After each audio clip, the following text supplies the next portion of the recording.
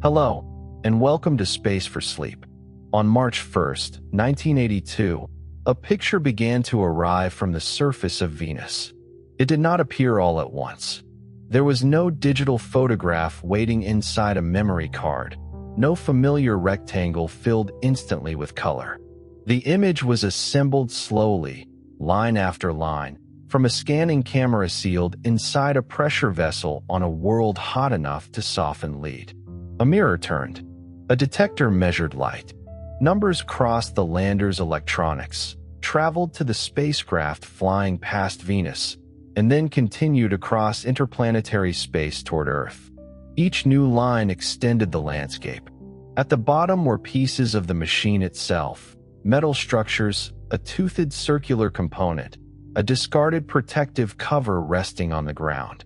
Beyond them lay flat slabs of rock, broken into plates and separated by dark material. The surface was not hidden beneath sand. It did not resemble a smooth plane. It looked layered, fractured, heavy, and still.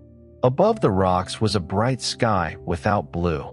The sun could not be seen through the clouds. There were no sharp shadows.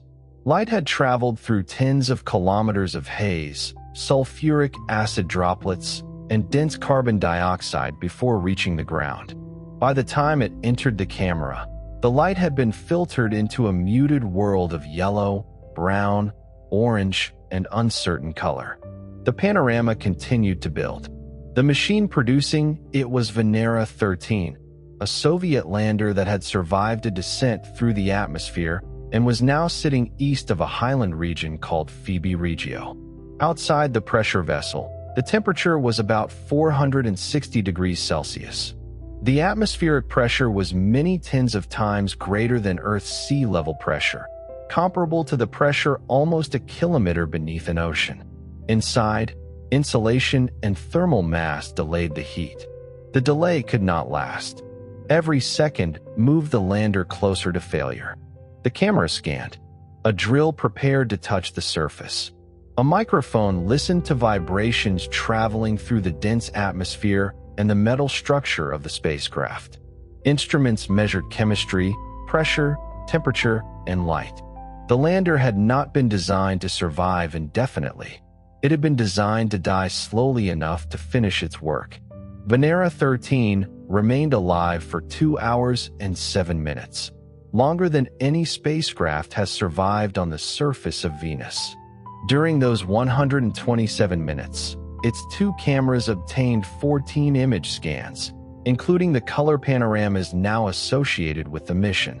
They belong to a tiny archive returned from only 4 successful photographic landing sites. Not radar, not a computer-generated landscape, not an artist's impression.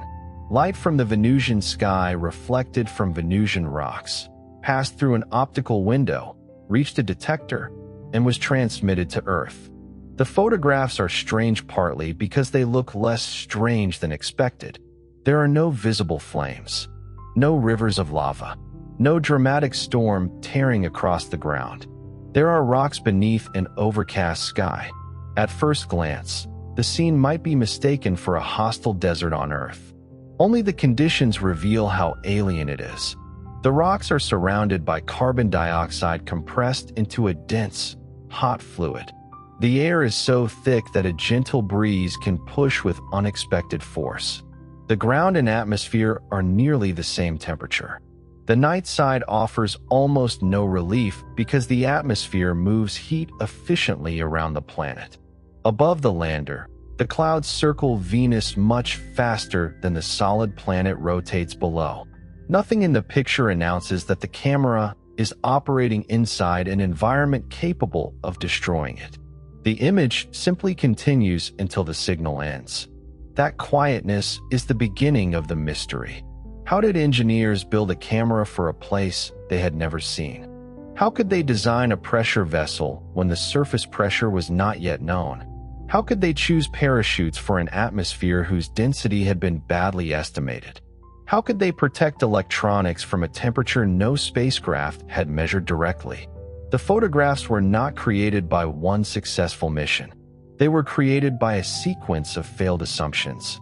Before anyone photographed Venus, spacecraft had to discover what Venus actually was. For centuries, the planet had encouraged imagination. It is one of the brightest objects in Earth's sky. It can appear before sunrise or after sunset, brilliant enough to cast a faint shadow under exceptional conditions. Through an ordinary telescope, it shows phases like the moon, evidence that it circles the sun. Yet the surface remains invisible. Venus is permanently covered by clouds. 19th and early 20th century observers could see markings only vaguely, if at all. Some believe the markings revealed a rapid rotation. Others obtained conflicting periods. Without a visible surface, no one could track mountains, deserts, or continents. The cloud cover invited comparisons with Earth. Venus is almost the same size as our planet. Its mass and gravity are similar. It is made largely of rock and metal. It occupies the neighboring orbit inward toward the Sun. If Earth had oceans and clouds, perhaps Venus did too. The slightly greater solar warmth could suggest tropical conditions. Popular descriptions imagined swamps, rainforests, steaming seas, or a world resembling Earth before complex animals moved onto land. Science fiction filled the hidden landscape with jungles and ancient life. Other scientists suspected harsher conditions. The clouds might conceal a dry surface. Carbon dioxide could create strong greenhouse warming. Microwave observations suggested high temperatures, though early interpretation remained disputed. Some researchers proposed that radio emissions came from the ionosphere rather than the ground. The argument could not be settled by looking harder through visible light telescopes. The clouds were not going to open. A machine had to go there. The first planetary missions began during a period when even reaching another world was uncertain. The Soviet Union and the United States were developing rockets, guidance systems, radio links, and spacecraft computers at the same time. Mars and Venus offered launch opportunities only during favorable alignments. A failed launch could not be repeated the following week. The next useful geometry might require many months of waiting. Venus was closer than the outer planets, but closeness did not make it easy. A spacecraft had to escape Earth, navigate across tens of millions of kilometers, remain alive for months, locate a planet moving around the Sun, and communicate across a distance far beyond Earth orbit. The Soviet program that became known as Venera began with failure. Venera 1 launched in February 1961. It was intended to pass Venus and transmit measurements during the encounter. Contact was lost during the cruise. The spacecraft continued on a trajectory near the planet, but it passed silently. The mission proved that a machine could be sent toward Venus. It did not reveal Venus. The United States achieved the first successful planetary encounter with Mariner 2 in December 1962. Mariner 2 did not land and did not photograph the surface. It flew past Venus and measured microwave and infrared radiation, the solar wind, magnetic conditions, and the interplanetary environment. Its results destroyed the comfortable image of a warm tropical neighbor. The planet was intensely hot. The high temperature appeared to belong to the surface rather than only to an upper atmospheric layer. Venus had no strong Earth-like magnetic field detected during the flyby. The old imagined oceans became difficult to preserve. Yet Mariner 2 could not determine the exact pressure at the ground, identify the atmospheric gases in detail, or show what lay beneath the clouds. The hidden world had become hotter without becoming visible. Soviet engineers continued. Venera 2 and Venera 3 launched in November 1965. Both lost communication before their encounters. Venera 3 struck Venus on March 1, 1966. It became the first human-made object to reach another planet, but it returned no information from the impact. The achievement was historical and scientifically silent. Somewhere beneath the clouds, a machine from Earth had touched Venus. No one knew exactly what it had touched. Venera 4 was designed to enter the atmosphere and transmit during descent. It reached Venus in October 1967. The descent capsule separated from the main spacecraft, entered the atmosphere, deployed its parachute, and began sending measurements. For the first time, instruments sampled another planet's atmosphere directly. The result was more severe than expected. Carbon dioxide dominated the air. Temperature and pressure increased rapidly during descent. The spacecraft had been built for conditions thought to be extreme, but Venus exceeded them. Venera 4 stopped transmitting before reaching the surface. At the time, some early interpretations suggested it might have landed. Comparison with other measurements showed that the capsule had probably been crushed while still high above the ground. The apparent failure contained the information needed for the next attempt. Venus was not merely hot. Its atmosphere was enormously deep. Pressure continued rising below the point where Venera 4 died. A lander built from the older models would never reach the surface intact. The engineers strengthened the capsules. Venera 5 and Venera 6 arrived in May 1969. They descended under parachutes, measuring temperature, pressure, and composition. Both were crushed before reaching the ground. Again, the missions ended above the surface. Again, the failures narrowed the unknown. The atmosphere's lower layers could now be extrapolated with greater confidence. The surface pressure might approach 100 times Earth's. The temperature might exceed 450 degrees Celsius. These were not ordinary spacecraft conditions. A sealed capsule experiences pressure from every direction. On Earth, a submarine resists greater pressure outside than inside. A Venus lander faces the same structural problem in a different ocean, one made of carbon dioxide rather than water. But the pressure was only one enemy. As the capsule descended, its exterior heated. Insulation slowed the flow inward, but no passive barrier could stop heat forever. Seals changed behavior. Metals expanded. Lubricants could evaporate or break down. Electronic components drifted outside their operating limits. A pressure vessel strong enough to survive could become too heavy to launch. A parachute large enough for a thin atmosphere could leave the probe descending too slowly through hot gas, consuming its limited thermal lifetime before reaching the ground. A parachute designed for a dense lower atmosphere could experience destructive forces higher up. Every improvement changed another part of the system. The atmosphere itself became the design laboratory. Venera 4, 5, and 6 had measured enough of it to make a true surface attempt possible. Venera 7 launched in August 1970. Its descent capsule was built with a reinforced pressure shell capable of tolerating conditions far beyond those that had destroyed the earlier probes. Engineers reduced the number of scientific instruments to protect the central objective. The mission needed to reach the ground and transmit temperature and pressure. On December 15th, the capsule entered Venus's atmosphere. The parachute system deployed. During the descent, the parachute partially failed, and the spacecraft fell more rapidly than planned. The capsule struck the surface at a speed greater than the designers wanted. For several minutes, the received signal seemed to vanish. The mission appeared to have ended at impact. Later analysis found that it had not. A weak signal remained buried in the recording. Venera 7 had landed, probably on its side, leaving the antenna poorly oriented toward Earth. For 23 minutes, it transmitted from the surface. The signal carried a temperature near 475 degrees Celsius.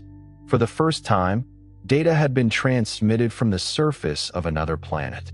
The message was not a picture.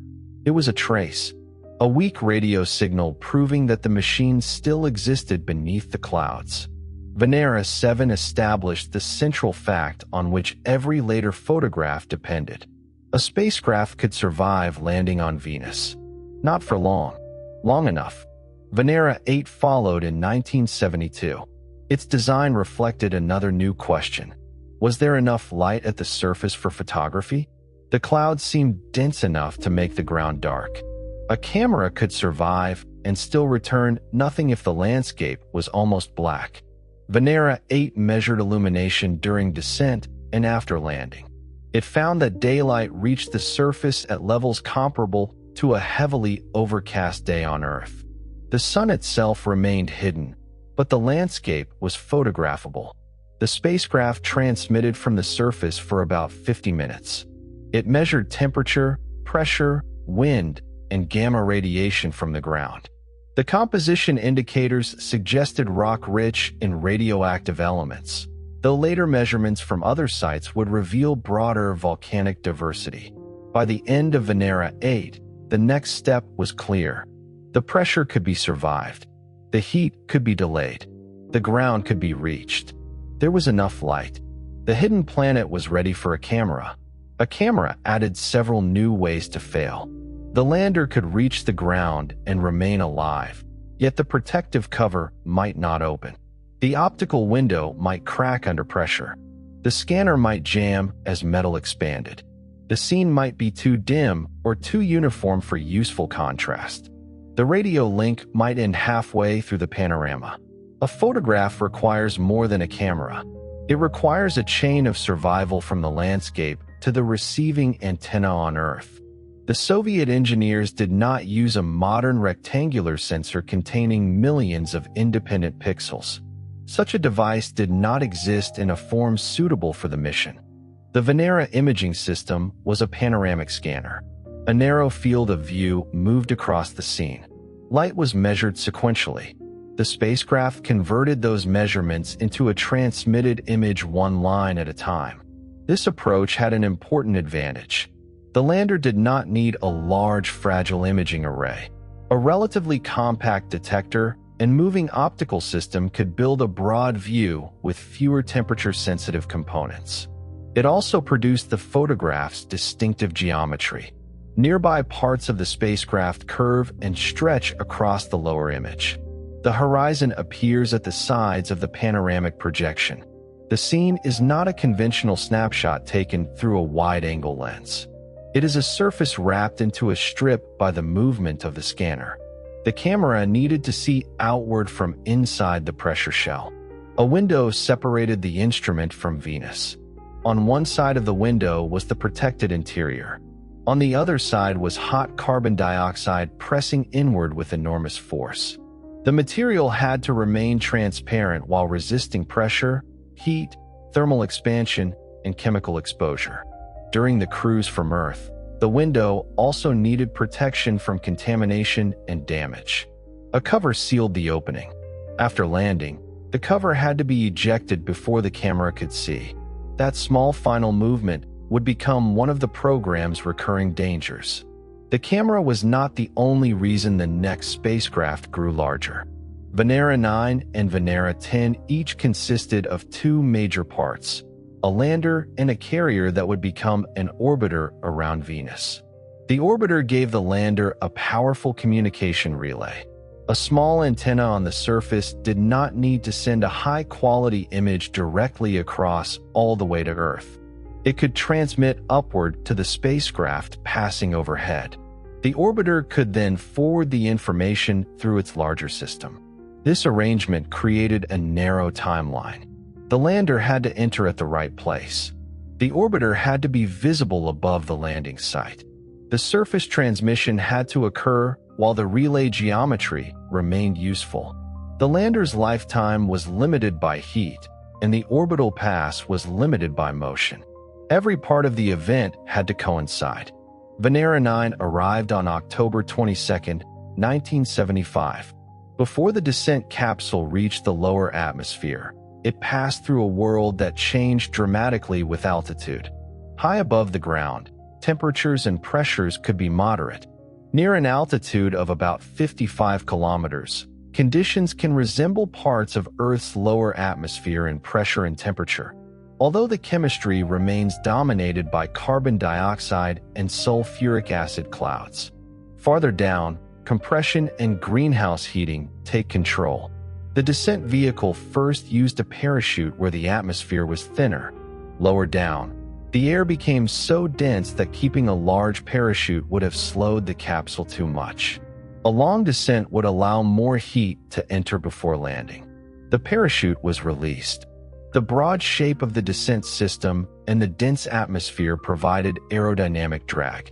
Near the ground, the lander fell through carbon dioxide with a density far greater than ordinary air on Earth. Its landing system absorbed the final impact.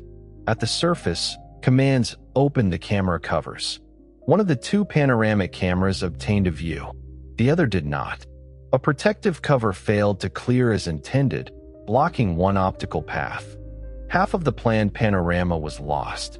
The half that arrived was enough to change planetary exploration. The first line did not reveal a recognizable world. More lines followed. Parts of the lander appeared, then soil, then rocks, then a horizon. Venera 9 returned the first photograph from the surface of another planet. The image showed angular and partly weathered blocks, many roughly tens of centimeters across, surrounded or partly buried by finer material. The rocks did not form one smooth pavement. They occupied an uneven terrain with edges, gaps, and fragments. The sky near the horizon was bright. This mattered. From orbit, Venus is a featureless globe in visible light, its clouds reflecting sunlight so efficiently that the planet shines brilliantly in Earth's sky. At the surface, some of that light had survived the descent through the clouds and atmosphere. The lighting resembled a deeply overcast day. There was direction to the illumination, but not the crisp contrast of an airless world. On the moon, shadows can be black and sharp because there is no atmosphere to scatter light into them. On Venus, the atmosphere fills shadows with scattered light. The landscape is illuminated from the entire sky. The image lasted beyond the machine's ability to understand it. Venera 9 had no way to recognize that it had made history. It scanned because commands and mechanisms required it to scan. It transmitted until heat, pressure, or another internal limit ended the signal after 53 minutes on the surface. 3 days later, Venera 10 landed elsewhere. Its camera produced another black and white panorama. Again, only one side of the intended view was returned because a camera cover failed. The second landscape did not simply repeat the first. Venera 10 showed broad, flat slabs, some extending meters across, partly covered by fine-grained material. The plates appeared layered and fractured. The terrain could be compared with exposed volcanic bedrock on Earth, though the processes preserving it were Venusian. The sun was high in the local sky, but invisible. The ground was bright enough to image. The spacecraft remained active for 65 minutes. With 2 successful photographic landings, the hidden surface became a collection of real places. This distinction is easy to miss. A planet can be mapped without becoming familiar. Radar can reveal mountains, plains, and craters. Spectroscopy can suggest minerals. Gravity can constrain the interior. A ground-level photograph does something different. It establishes scale through ordinary objects. A slab is wider than a piece of the lander. A stone lies partly beneath soil. The horizon is a certain distance away. The ground has texture. The world becomes somewhere a machine has occupied. The first Venera panoramas also corrected assumptions about erosion. The dense atmosphere might suggest powerful surface winds capable of sculpting dunes and rounding rocks quickly. The photographs showed little evidence of strong wind-driven transport at the landing sites. There were no obvious large dunes. No long wind tails behind stones. No deep scouring around obstacles. Near the surface, measured winds were generally slow. The atmosphere was dense, so even slow motion could matter. But the visible landscape did not resemble a desert under constant violent sandblasting. The scarcity of liquid water changed everything. On Earth, rain enters cracks, freezes, expands, carries sediment, dissolves minerals, and feeds rivers. Plants and microbes alter rock. Temperature cycles repeatedly move materials through different phases. Venus has no rain reaching the surface. Sulfuric acid droplets evaporate before descending through the hot lower atmosphere. There are no streams. There is no frost. Day and night temperatures differ only slightly. Chemical weathering still occurs. Impacts still break rock. Volcanic processes renew terrain, and wind can move fine particles. But the familiar agents of rapid terrestrial erosion are missing. Sharp or layered rock can persist. The photographs therefore did not provide a simple clock. An angular edge might indicate geologically young material. It might also reflect extremely slow erosion. The correct interpretation required caution. Researchers later analyzed the panoramas in detail, comparing bedrock geometry, soil abundance, fractures, layering, and possible volcanic textures. Venera 9 appeared to have abundant loose material among blocks. Venera 10 showed more continuous bedrock plates. The images supported a volcanic origin for much of the exposed surface, but 4 landing sites would eventually show that no single photograph could represent an entire planet. Venus had granted only narrow windows. Each panorama covered the immediate surroundings of one machine. Beyond the horizon, the surface remained hidden. The success of Venera 9 and 10 did not remove engineering risk. It revealed how close success had come to failure. Half the camera coverage had been lost on each lander because of covers. The machines had survived for less than 70 minutes. The images were black and white. The next goal was more ambitious. Engineers wanted color. They wanted chemical analysis of the rock. They wanted mechanical measurements. They wanted longer operation. Before that achievement came another lesson in how a tiny component could defeat an entire system. Venera 11 and Venera 12 reached Venus in December 1978. Their landers were improved and survived impressively on the surface. Venera 11 transmitted for roughly 95 minutes. Venera 12 continued for about 110 minutes. Both carried color imaging systems. Neither returned a surface panorama. The protective covers failed to come away from the cameras. The pressure vessels lived. The radio systems worked. The instruments measured the atmosphere. The cameras remained blind behind pieces designed only to protect them during flight. The frustration was unusually pure. A successful interplanetary cruise had delivered each spacecraft. Atmospheric entry had worked. Parachutes and braking had worked. The capsules had landed. Thermal protection had bought more time than earlier missions. The landscape was illuminated outside. The detectors were ready inside. A cover separated them. The same missions also carried instruments intended to study the surface material, and parts of those systems did not operate as planned. Venus had not defeated the central pressure vessel. Small deployment mechanisms had defeated the science. This kind of failure can be more useful than a total loss because it identifies a specific weakness. The next design could attack the cover problem directly, but it also demonstrates the cruelty of planetary exploration. Reliability is multiplicative. If a mission requires launch, cruise, navigation, entry, descent, landing, cover release, scanning, relay, and reception, the success of most steps cannot compensate for one failed link. The Venera program survived politically and institutionally because it did not treat failure as the opposite of progress. Each mission changed the next machine. Atmospheric data strengthened pressure shells. Light measurements justified cameras. Camera cover failures changed ejection systems. Short lifetimes refined thermal design. Weak radio links shaped relays. The spacecraft evolved through contact with the planet. By the beginning of the 1980s, the Soviet engineers had accumulated something more valuable than a perfect theoretical model. They had a history of real hardware dying in real Venusian conditions. They knew how the atmosphere loaded a parachute. They knew how quickly heat reached the pressure vessel. They knew the quality of daylight. They knew that flat bedrock and loose soil could both occur. They knew that 1 hour was possible and 2 hours might be reached. Venera 13 and Venera 14 were built from that history. Their descent modules looked less like delicate astronomical observatories than armored diving bells. A strong spherical body enclosed the electronics.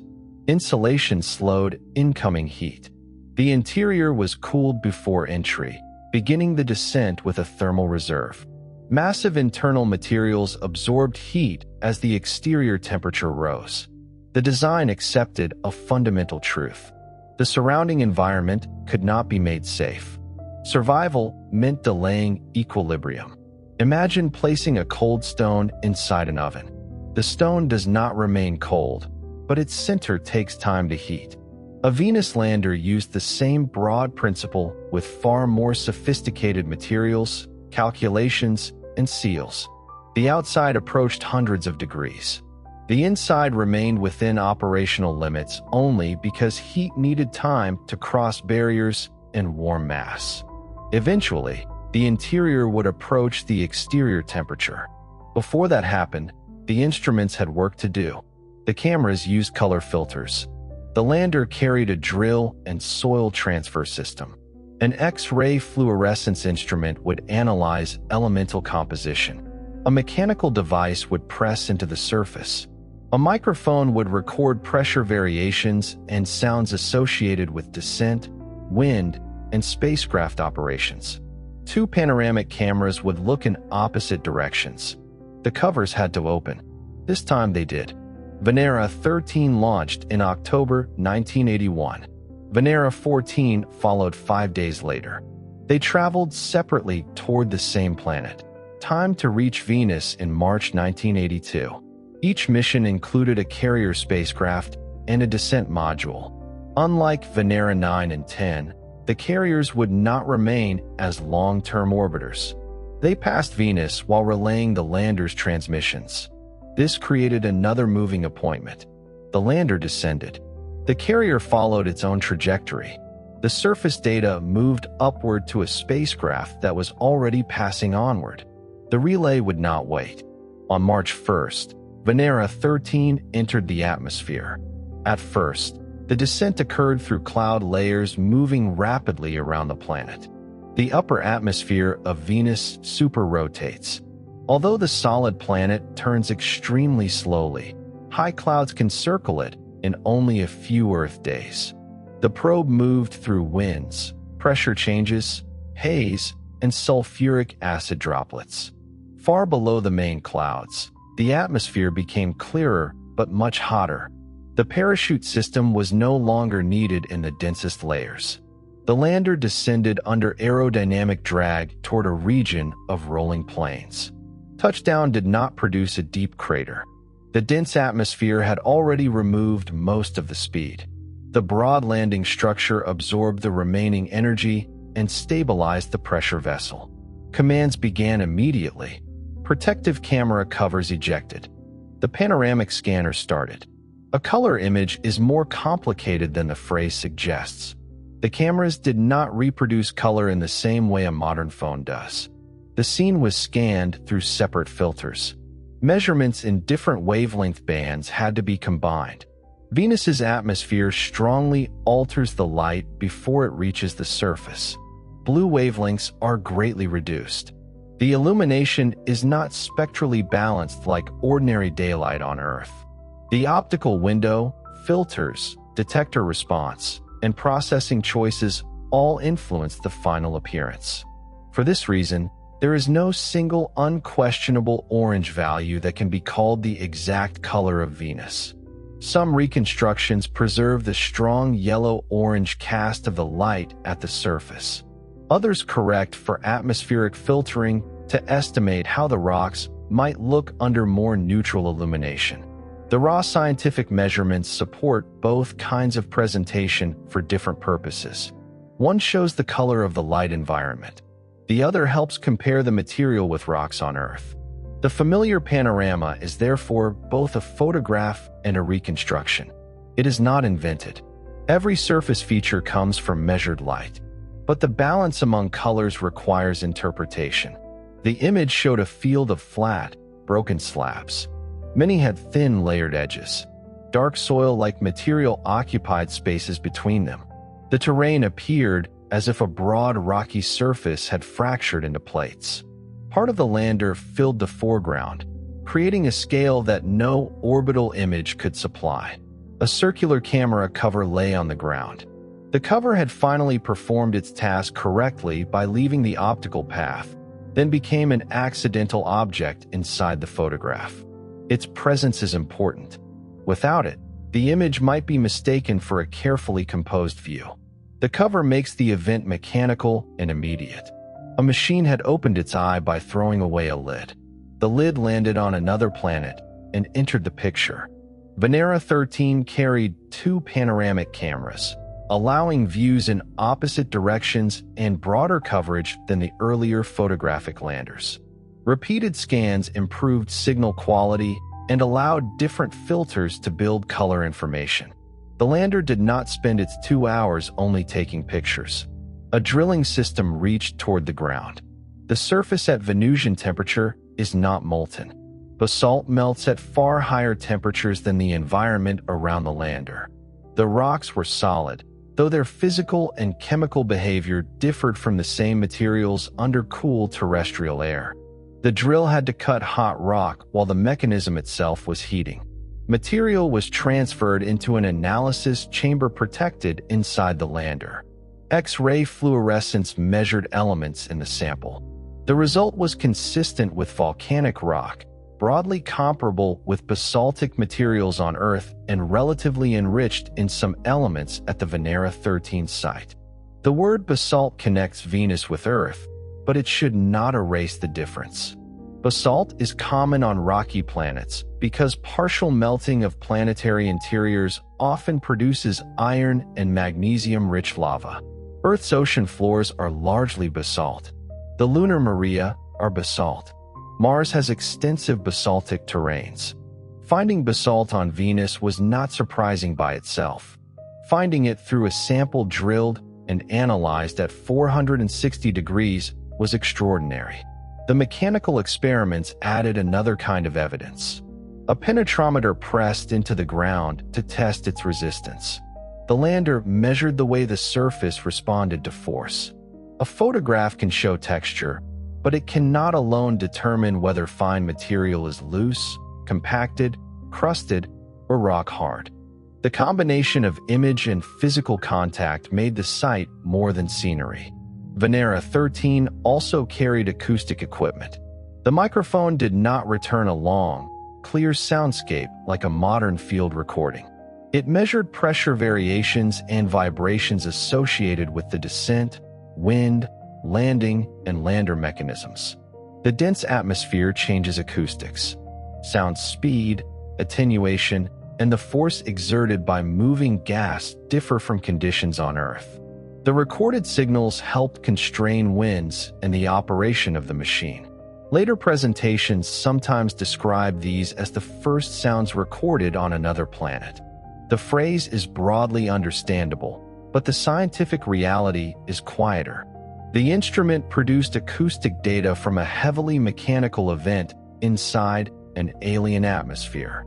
The most obvious sounds may have come from the spacecraft itself. The wind near the surface was slow.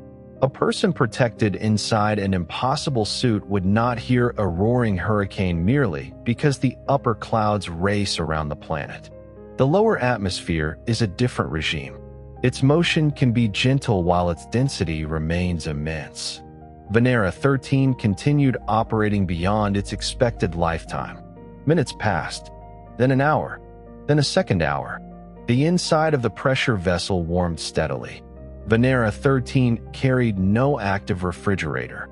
In principle, a heat pump can move energy from a cooler interior into hotter surroundings, but only by consuming substantial power and rejecting that energy through hardware operating above the already extreme ambient temperature. For a compact 1980s lander, the required machinery, power, and additional mass would have been prohibitive. Passive delay was the practical solution. The lander's survival was a countdown determined by stored coolness and thermal resistance. After 127 minutes, the signal ended. The panorama was complete. The chemical data had arrived. The longest surface operation in Venusian history was over. 4 days later, Venera 14 repeated the descent at another site. The second lander provided the comparison that planetary science needs. One successful photograph might show an unusual patch. Two nearby, but separate sites can reveal variation. Venera 14's panorama displayed flatter, more uniform slabs with less abundant loose material visible between them. Fractures divided the bedrock. The surface appeared volcanic, but not identical to the Venera 13 field. Chemical measurements again indicated basaltic rock, with a composition broadly comparable to a different class of terrestrial basalt. The two sites suggested that Venus's plains had been built through volcanic processes with real compositional diversity. Venera 14 also produced one of the most memorable accidents in planetary exploration. A camera cover ejected successfully and landed on the surface. The lander's mechanical soil experiment was designed to swing down and press into the ground. Instead, the instrument came down onto the discarded cover. The device measured the compressibility of a piece of the spacecraft that had traveled from Earth. An experiment intended to touch Venus tested its own packaging. The image shows the cover beneath the instrument, making the mistake visible. The event is often treated humorously, and it is funny in a precise engineering way. A mission crossed interplanetary space, survived entry, landed on Venus, opened a camera correctly, and then placed a sensor on the object the camera had thrown away. But the accident did not erase the mission. The cameras worked. Atmospheric measurements worked. Chemical analysis worked. Venera 14 transmitted for approximately 57 minutes. Its shorter life than Venera 13 did not mean the basic design had failed. Small differences in landing conditions, internal behavior, relay geometry, and components can produce large differences near the edge of thermal survival. Together, Venera 13 and 14 returned the richest ground-level record Venus has ever provided. Their panoramas show only meters of terrain. Their scientific meaning extends across a planet. Flat plates and layered bedrock supported interpretations involving lava flows. The lack of obvious water erosion fit the extreme dryness. The fine material showed that rock could still break down and accumulate locally. The chemical measurements supported widespread basaltic volcanism. The diffuse illumination confirmed a bright lower atmosphere beneath opaque clouds. The low measured winds contradicted any simple expectation of constant surface hurricanes. The photographs also gave later orbital maps a color reference. When radar missions mapped Venus globally, simulated views often used hues based partly on the Venera 13 and 14 measurements. A global orange Venus seen in books is usually not a global photograph.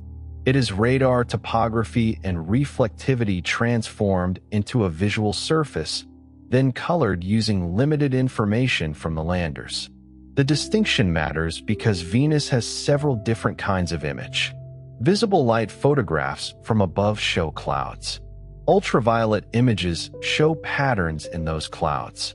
Near-infrared observations can reveal thermal emission from the surface through selected atmospheric windows, especially on the night side. Radar images map surface roughness and geometry through the cloud cover. Venera panoramas show visible and near-visible light from ground level. Each type answers a different question. Only the Venera panoramas show what an optical instrument actually saw while sitting on the ground. The Soviet program continued after the color landings. Venera 15 and Venera 16 entered orbit in 1983 and used radar to map large areas of the northern hemisphere. Their data revealed volcanic plains, mountain belts, impact craters, and complex highland terrain at a scale impossible from the landers. The orbiters connected local photographs with regional geology. A flat slab beside Venera 13 could now be imagined as part of a broader volcanic province. The exact landing location still carried uncertainty, and orbital resolution could not identify individual photographed rocks, but the surface was becoming one connected world. The final Soviet Venus encounters came through the Vega missions in 1985. The name combined Venus and Halley because the spacecraft would first visit Venus and then continue toward Halley's comet. Vega 1 and Vega 2 each carried a descent system and a balloon. The landers reached the surface and transmitted data, making them the last successful probes to operate there. They did not carry panoramic cameras. This corrects a common statement about the end of Venus surface exploration. Venera 14 took the last photographs from the ground. It was not the last spacecraft to land. The Vega landers came 3 years later. The balloons explored an entirely different Venus. At an altitude near 54 kilometers, pressure and temperature are far gentler than at the surface. The clouds remain chemically harsh, but a balloon can float where carbon dioxide provides buoyancy and conditions resemble parts of Earth's lower atmosphere more closely than the ground below. Each balloon drifted for about 46 hours. Winds carried at thousands of kilometers around the planet. In the clouds, Venus was fast. The balloons moved with powerful atmospheric circulation at speeds measured in hundreds of kilometers per hour. At the surface, the photographic landers had measured slow winds. The contrast revealed a vertically divided world. A nearly motionless rocky ground sits beneath an atmosphere whose upper layers race around the planet. The balloons measured pressure, temperature, wind, and light variations. They detected turbulence and possible signatures associated with electrical activity, though interpreting lightning on Venus has remained difficult and debated. The Soviet program ended without a final dramatic cancellation at the surface. It had simply accumulated its last set of data. From Venera 1 to the Vega missions, more than 2 decades had passed. The sequence began with a silent flyby. It ended with landers on the ground, balloons in the clouds, radar maps from orbit, chemical measurements of rock, and color panoramas. The planet had not become friendly. The machines had become informed. The word real becomes important when looking at the Venera photographs today. Most surviving versions have been processed. The original telemetry contained measurements from narrow scans, color filters, calibration targets, and repeated passes. Missing or noisy lines had to be identified. The panoramic projection could be rearranged into a form easier for human vision. Separate color channels could be aligned and balanced. Processing does not make the scene artificial. Every astronomical image requires choices. A camera on Earth converts photons into electrical values. Software maps those values onto a screen. White balance changes color. A wide-angle lens distorts geometry. A panorama stitches many views. The Venera images require more visible reconstruction because the instruments were unusual and the source data old. Some versions show strong orange illumination. Some make the rocks appear more neutral gray or brown. Some curve the panorama into a circular horizon. Others display it as a long strip. The differences can make people wonder which image is authentic. The answer is that authenticity belongs to the measured structure, not to one modern color setting. The slab beside the lander exists in the data. The crack across its surface exists. The discarded cover exists. The horizon exists. The exact balance of red, green, and blue on a modern display is less certain because Venus itself removed much of the blue light before the camera measured the scene. Color on another planet is never entirely simple. Human eyes evolved under the spectrum of sunlight filtered by Earth's atmosphere. The brain automatically adjusts to changing illumination. A white sheet of paper looks white in morning light and under a warm indoor lamp, even though the wavelengths reaching the eye differ. On Venus, Adaptation might gradually change perception. At first, the scene could look deeply yellow or orange. After time, a human visual system might partly compensate and interpret some surfaces as more neutral. No human eye has tested this. The cameras provided calibrated channels rather than a remembered experience. The atmosphere also changes distance. Dense gas scatters light and reduces contrast. Farther objects fade into haze. The horizon in the panoramas does not open onto distant mountains. The landing sites show low local terrain, and atmospheric scattering closes the view. The sky is not a painted orange dome. Its brightness varies with direction, cloud structure, and the sun's hidden position. Near the surface, the atmosphere is mostly carbon dioxide with nitrogen and traces of other gases. Sulfuric acid cloud droplets do not survive all the way to the ground as liquid rain. They evaporate in the increasing heat below the main cloud deck.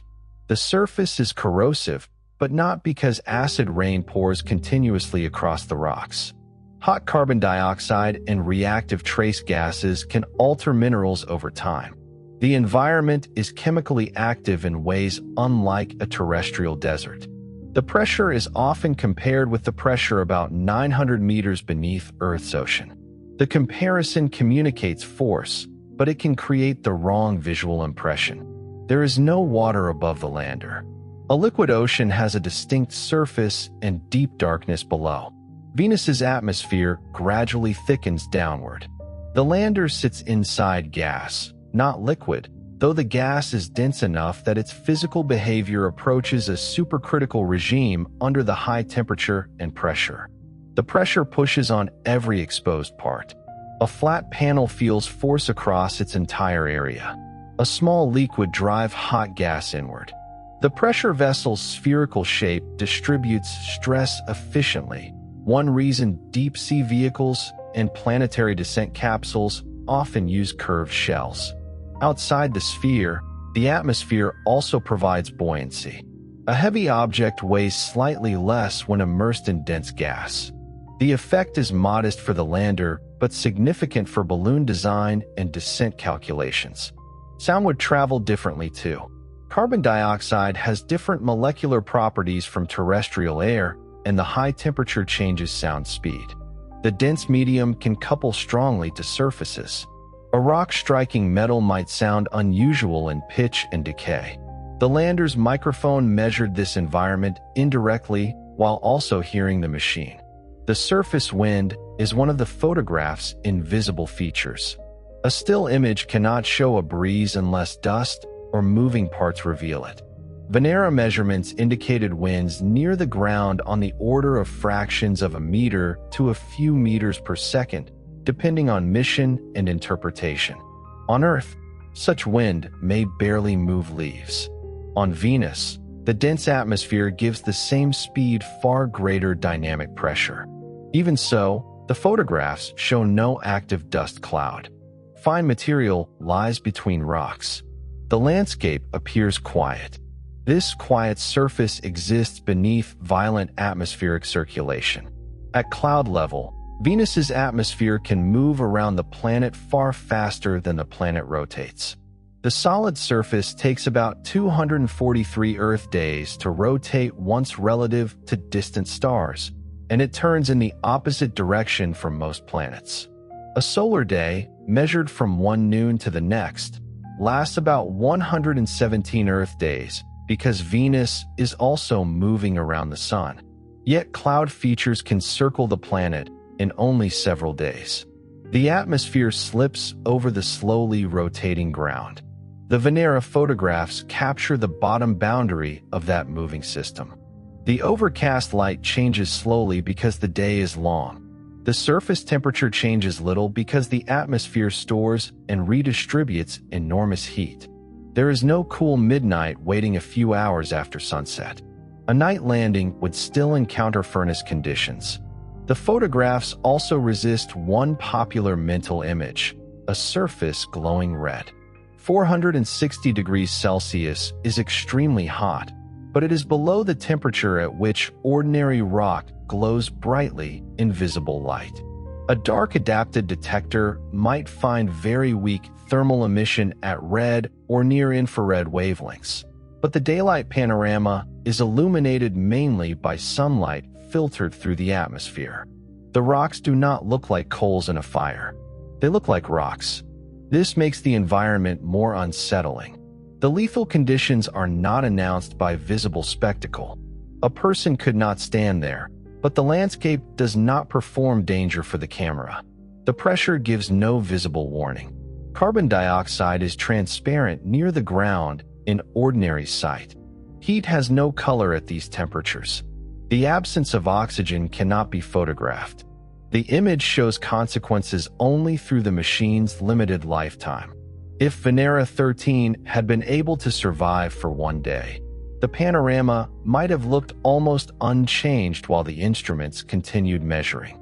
The violence is thermodynamic rather than cinematic. Energy flows into the lander relentlessly. Pressure remains constant. Chemical reactions proceed. The spacecraft fails from exposure, not from one dramatic blow. This difference shaped Soviet engineering. A Mars lander must survive cold, dust, ultraviolet radiation, and difficult entry through a thin atmosphere.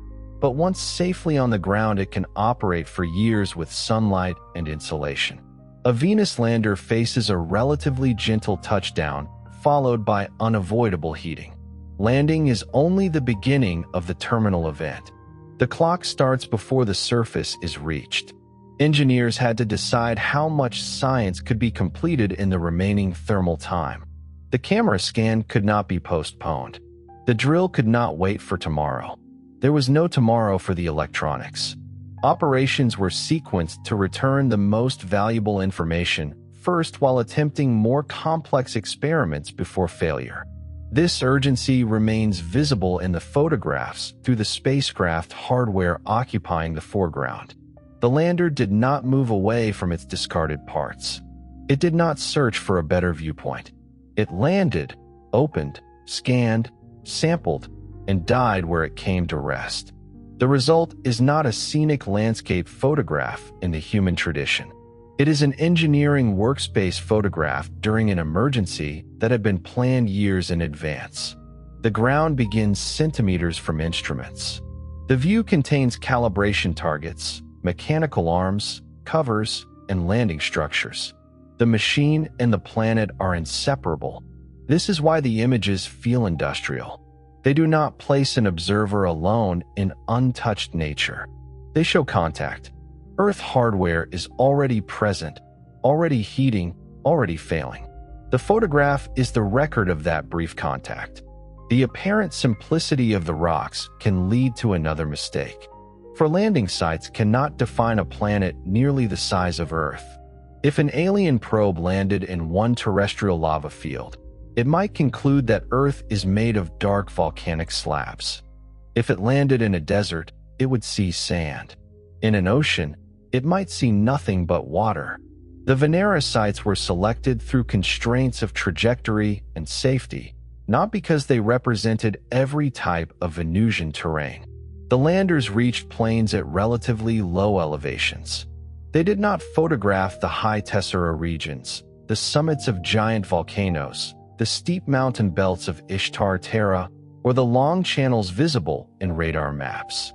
The most ancient rocks may lie in terrain no camera has reached. The most recent lava may lie far from every lander. The photographs are authentic and radically incomplete. Their power comes from being local. A global map tells us what kinds of structures cover Venus. A local panorama tells us how one piece of that structure breaks beneath a camera. The two forms of knowledge needed to meet. The spacecraft that completed that meeting was not a lander. It was Magellan. Magellan reached Venus in August 1990. It carried no camera intended to see the surface in ordinary visible light. Instead, it carried radar. The spacecraft transmitted microwave energy through the clouds toward the ground. The signal reflected from terrain and returned to the antenna. By timing and analyzing the echoes while the spacecraft moved along its orbit, the mission constructed synthetic aperture radar images with far finer detail than the physical antenna alone would ordinarily provide. Radar brightness is not the same as visible brightness. A pale area in a Magellan image is not necessarily pale rock. It may be rough at the scale of the radar wavelength. It may slope toward the spacecraft. It may contain material with electrical properties that produce a strong return. A dark region may be smooth, tilted away, or less reflective to radar.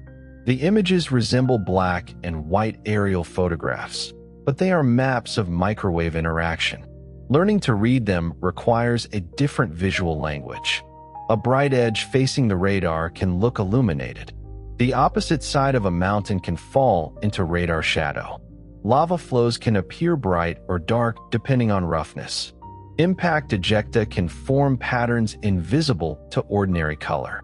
The clouds that prevented optical mapping became almost irrelevant to the radar. Orbit after orbit, Magellan assembled the first near-global high-resolution view of Venus. By the end of its mapping cycles, it had covered about 98% of the surface at resolutions commonly measured in hundreds of meters, with some products revealing finer regional detail.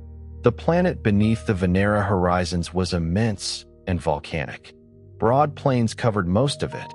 Thousands of volcanic structures rose from those plains. Some were great shield volcanoes hundreds of kilometers across. Others were small domes and shields gathered in fields so dense that the individual features became part of the texture. There were steep-sided circular domes often called pancakes.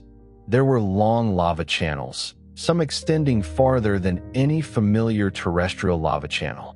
There were coronae, broad circular or oval structures with fractures, ridges, and volcanic features, probably related to hot material rising beneath the crust. There were highland regions deformed into complex intersecting ridges called tesserae. There were mountain belts. There were rifts. There were impact craters surrounded by unusual deposits shaped partly by the dense atmosphere. The planet did not resemble one endless version of the Venera landing sites. The landers had photographed pieces of the plains. Magellan revealed the architecture surrounding those pieces. At least most of Venus's surface appeared to be volcanic in origin. This did not mean lava covered the entire planet at one moment. Individual flows overlap. Volcanoes have different ages. Tectonic structures cut some deposits and are buried by others. The sequence of events can be reconstructed locally through these relationships. A fracture crossing a lava flow formed after the flow solidified.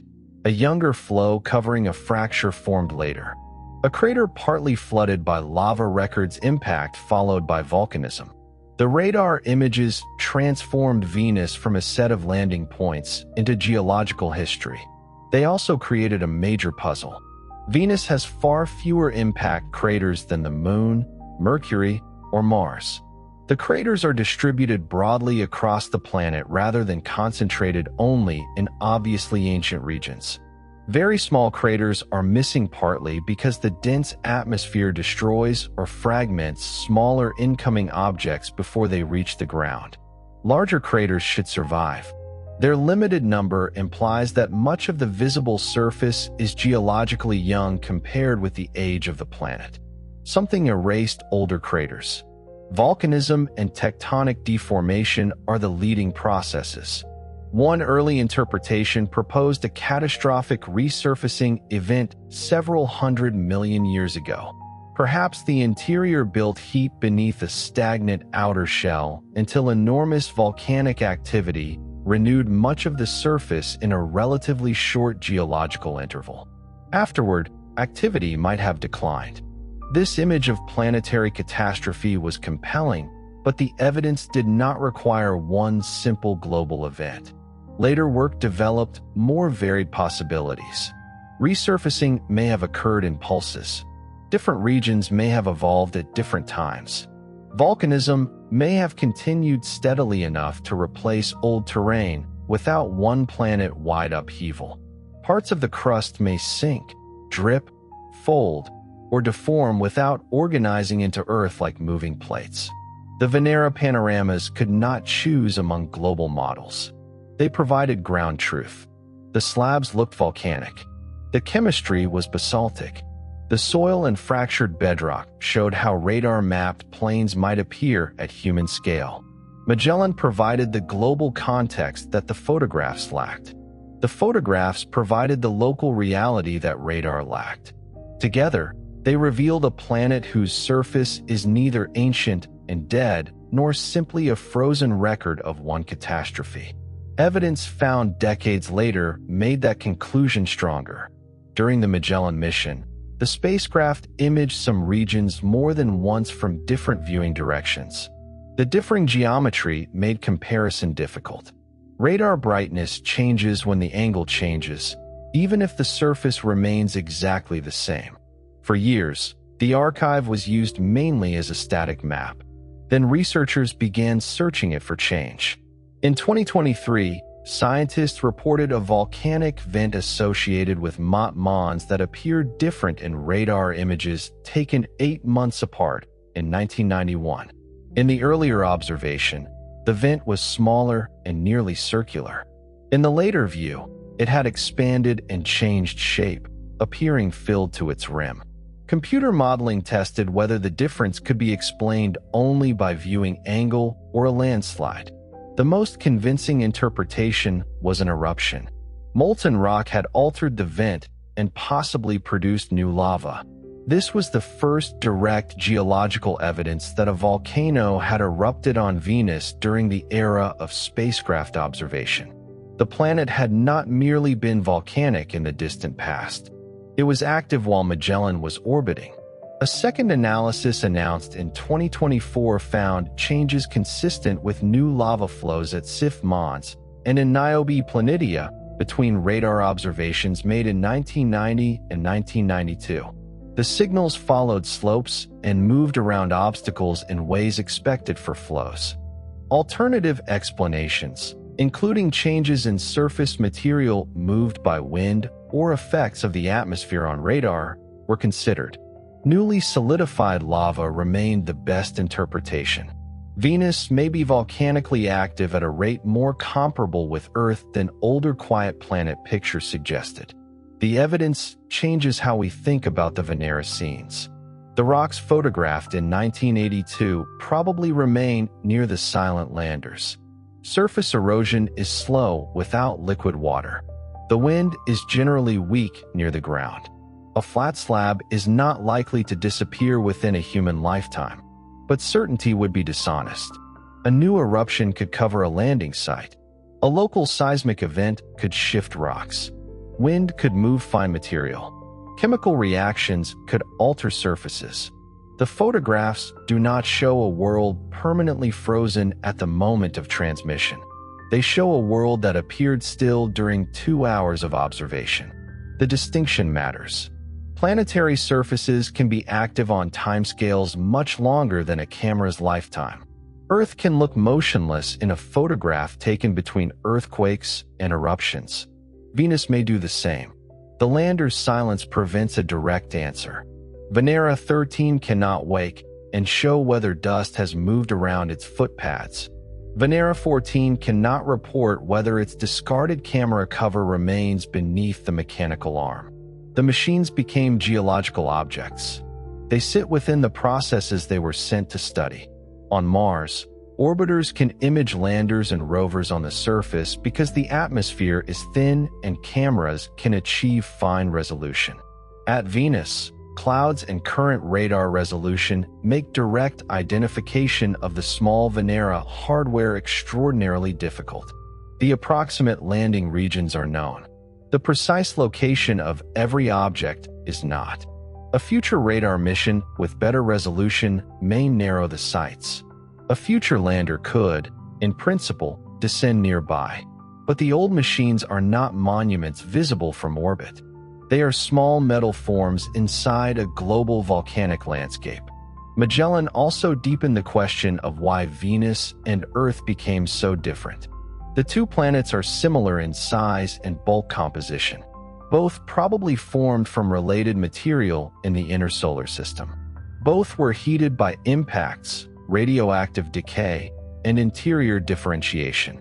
Both produced volcanic crust and atmospheres. Yet Earth developed oceans, a carbon cycle involving rocks and water, mobile plate tectonics, and a climate compatible with surface life.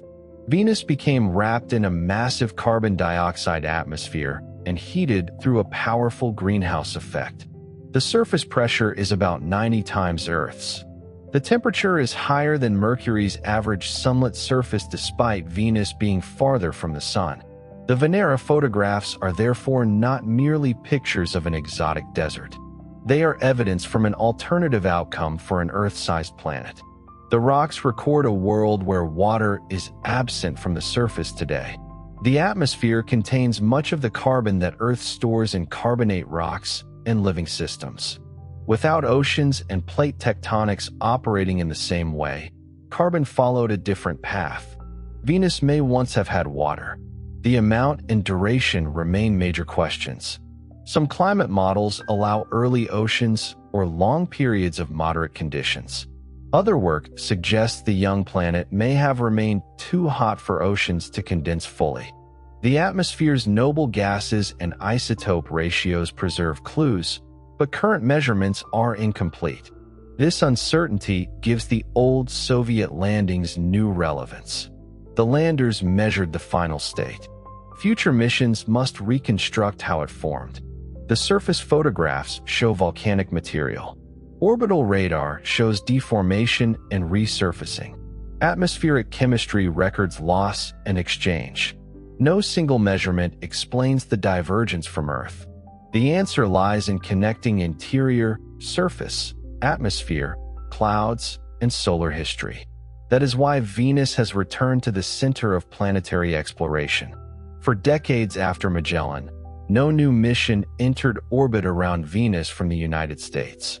Europe's Venus Express arrived in 2006 and studied the atmosphere, plasma environment, thermal emission, and possible signs of recent volcanism until 2014. Japan's Akatsuki entered Venus orbit in 2015 after recovering from an earlier failed insertion attempt. It observed atmospheric waves, cloud motion, and weather across different wavelengths. These orbiters revealed the planet above the ground. They could not replace the surface photographs. The lower atmosphere remains difficult to measure remotely. The composition of ancient highland rocks remains unknown. The exact history of water remains uncertain. The surface is active, but the rate and style of that activity need new observations. The Venera images became older without becoming obsolete. Every new radar discovery returns scientists to those slabs. Are they ordinary basalt from widespread plains? How quickly do they weather? How strongly does the atmosphere react with fresh lava?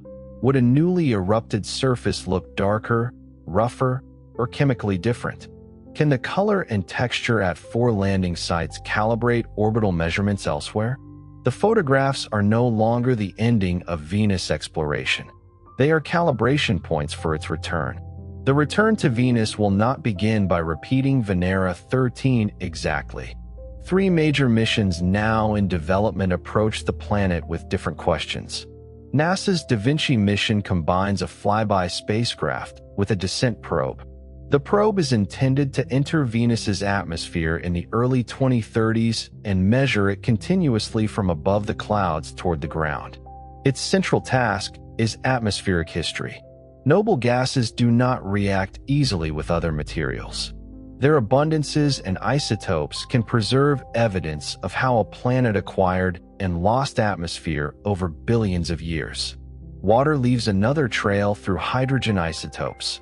By measuring these gases precisely, Da Vinci can test whether Venus once possessed far more water and how rapidly that water escaped. The probe will also measure temperature, pressure, winds, and reactive chemistry during descent. Below the clouds, a near-infrared camera will begin viewing the surface of Alpha Regio. Alpha Regio is not an ordinary volcanic plain. It belongs to the Tessera Highlands, terrain broken by intersecting ridges and deformation. Tesserae may preserve some of the oldest accessible crust on Venus. Some hypotheses suggest that parts of these highlands could contain rocks more silica-rich than ordinary basalt, perhaps evidence of formation processes involving water. The Venera landers did not photograph Tessera terrain.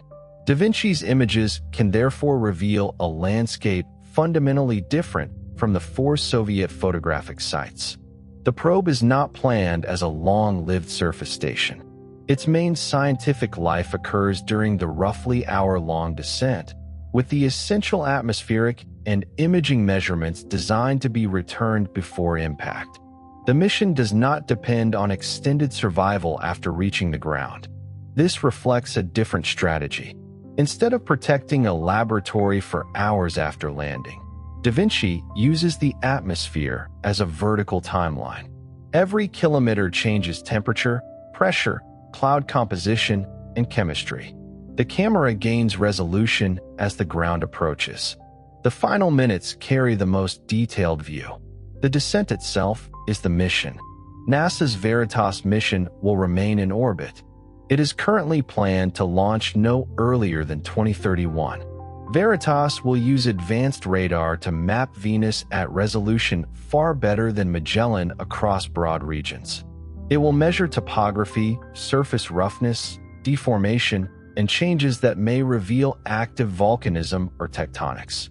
Repeated radar observations can act like before and after photographs, even though the instrument does not use visible light. If a volcano changes shape, a lava flow appears, or the crust moves, interferometric techniques can detect differences. Veritas will also study thermal emission from surface materials through selected infrared wavelengths, helping distinguish rock types.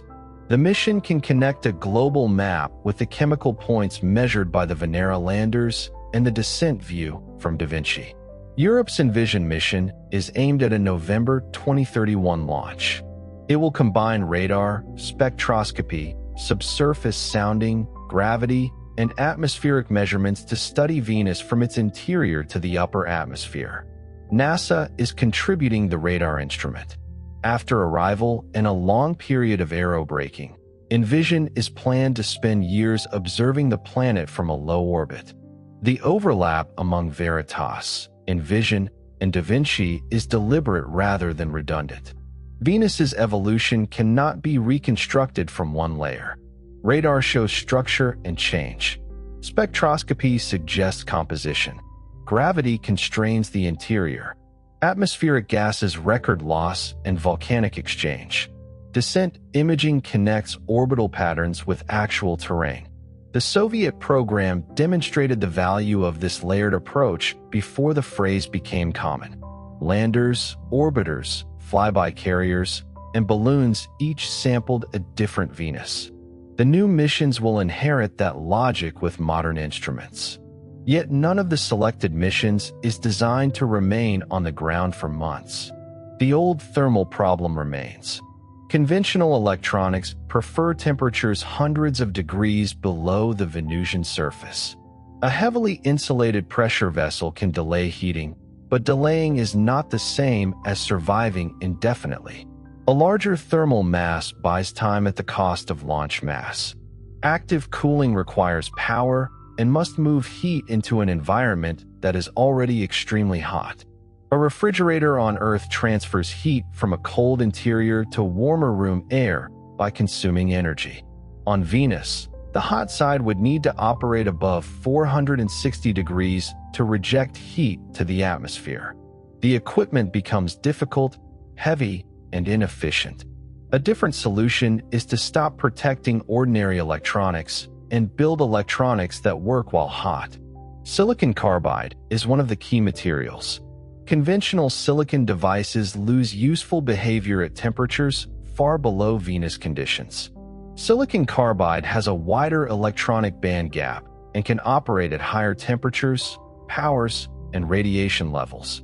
Researchers at NASA's Glenn Research Center have demonstrated silicon carbide circuits operating for long periods near 500 degrees Celsius. Some test devices have remained functional for weeks in chambers reproducing Venus's temperature, pressure, carbon dioxide, and trace chemistry. Other circuits have operated for thousands of hours in high-temperature tests. The technology remains much simpler than modern consumer processors. A Venus lander using uncooled high-temperature electronics may not carry the computing power of a phone. It may use modest circuits comparable in complexity to early spaceflight electronics. That can still be enough. A pressure sensor does not require billions of transistors. A seismometer can record ground motion with careful analog and digital systems. A weather station can measure wind, temperature, pressure, and chemical changes. A radio can transmit small packets of data to an orbiter. The long-lived in situ Solar System Explorer concept, often shortened to LISE, has explored the idea of a compact station operating for 60 days or more. Such a lander would not attempt to keep a room-temperature computer alive behind massive insulation. It would accept the heat. High-temperature circuits, sensors, batteries, materials, and communications would operate directly in the environment. This changes the mission from a race against warming into a study of time. For the first time, a surface station could observe part of Venus's day. It could measure whether winds change as the sun moves behind the clouds. It could detect pressure waves from atmospheric activity. It could listen for seismic events. It could watch chemical concentrations vary. It could determine whether dust moves gradually. A camera designed for long operation could take repeated views of the same rocks and reveal change rather than one final panorama. Power is as difficult as electronics. Ordinary batteries degrade rapidly at high temperature. Solar cells at the surface receive diffuse light and must operate under heat. Radioisotope systems could provide energy, but they add complexity and planetary protection considerations. Researchers have tested high-temperature battery concepts, including molten salt systems whose chemistry is compatible with conditions that destroy conventional batteries. Every component must share the same survival philosophy. A high-temperature processor is useless if its wiring fails. A durable sensor is useless if its memory cannot store a measurement. A long-lived battery is useless if the antenna connection corrodes. Venera engineering solved the problem by building a protected island that lasted hours. Long-lived concepts attempt to make the island unnecessary. The Advance is not yet a selected mission sitting on a launch vehicle. It is a collection of technologies moving the boundary of possibility. This distinction should remain clear. A future 60-day lander is plausible. It is not guaranteed to launch. Before it does, Da Vinci, Veritas, and Envision may transform the scientific questions again. A newly observed eruption could change the best landing site. A tessera composition map could identify ancient crust. Atmospheric measurements could reveal a history of water that makes one region especially important. Mission design follows discovery, as it did during Venera. The next surface photograph may also look different from the old panoramas because modern cameras can image during descent. Venera cameras began their main work after landing. A descent imager can watch the scale change continuously. At first, highlands occupy broad frames. Then ridges separate. Then individual slopes appear. Finally, boulders and surface textures emerge. The sequence connects orbital geography with ground level in one uninterrupted approach. If the probe survives touchdown, the last image becomes the first surface view. If it does not, the descent still returns geology. This protects the mission scientifically from the most hostile final meters. The old Soviet engineers did not have this freedom in the same form. Their optical systems and data rates favored slow panoramic scanning from a stationary lander. They had to make the ground operation succeed. The result remains unmatched because of that risk. Mars has accumulated millions of ground images from landers and rovers. The Moon has been photographed by crewed missions, robotic landers, and rovers. Titan has one descent and surface image sequence from Huygens. Venus has 4 successful photographic landing sites from Venera 9, 10, 13, and 14. The total number of panoramas is tiny. This scarcity changes how every pixel is treated. A strange line might be terrain or an imaging artifact. A bright object might be spacecraft hardware. A color difference might be mineralogy or illumination. Researchers return to calibration information, engineering diagrams, and repeated scans.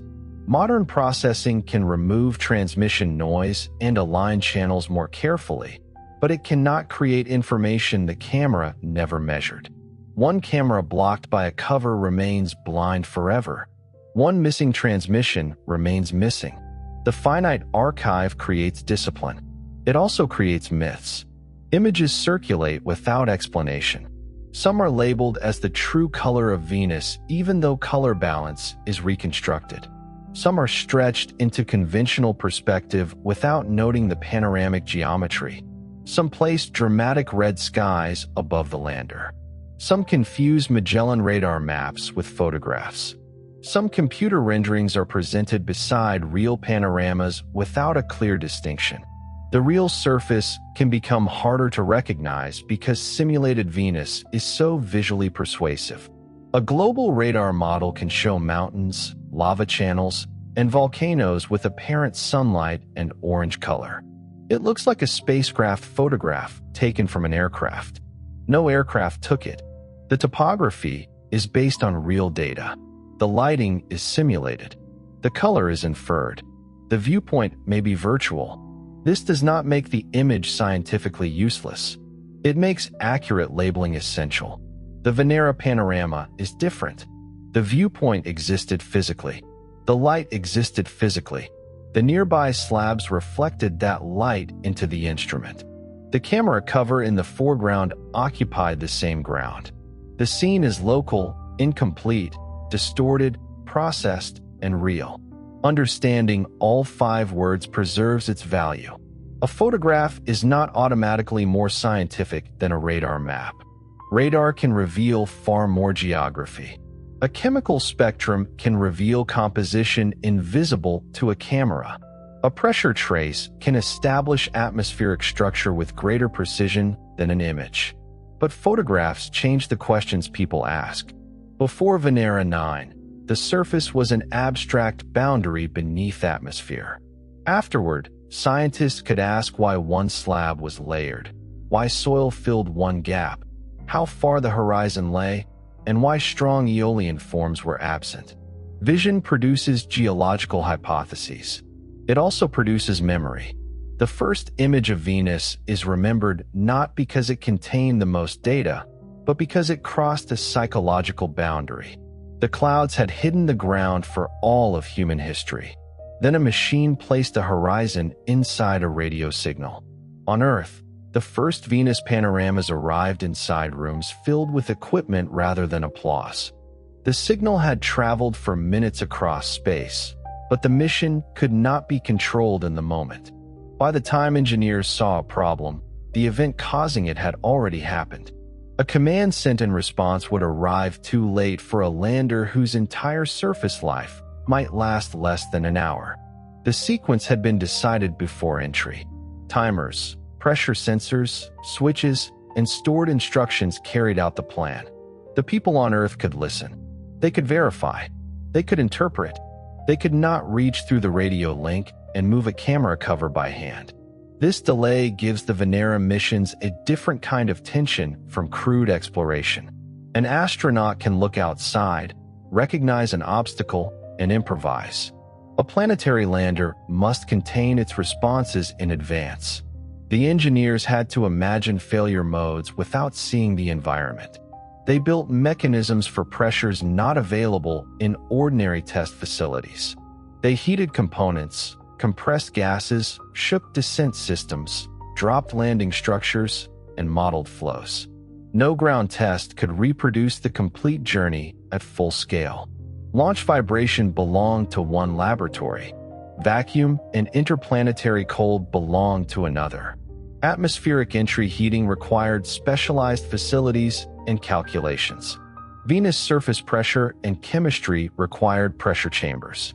The mission was a chain assembled from separate proofs. Only Venus could test the whole spacecraft. This is why the early failures were not evidence of careless engineering. They marked the boundary of knowledge. The first descent capsules were built for the Venus scientists expected. The planet destroyed that expectation. The later landers were built from measurements returned by the destroyed machines. Success required an institution willing to preserve knowledge across launch windows. Teams had to remain together. Design records had to survive. A failed pressure shell had to influence the next shell. An antenna problem had to influence the next landing geometry. A camera cover failure had to change a mechanism years later. The Soviet planetary program operated inside the broader competition of the Cold War, where missions carried political meaning and public announcements emphasized firsts. Venera produced many firsts. The first craft to make physical contact with another planet. The first atmospheric measurements transmitted from another world. The first successful landing and signal from another planet's surface. The first photographs from another planet's ground. The first color panoramas there. The first balloons in another planet's atmosphere. But the most important quality was not the list. It was continuity. A program built around one planet could learn the planet's habits. Modern planetary exploration often sends one specialized spacecraft, then waits decades before a successor. The Venera sequence returned at nearly every favorable opportunity for years. Each spacecraft entered an environment recently measured by another.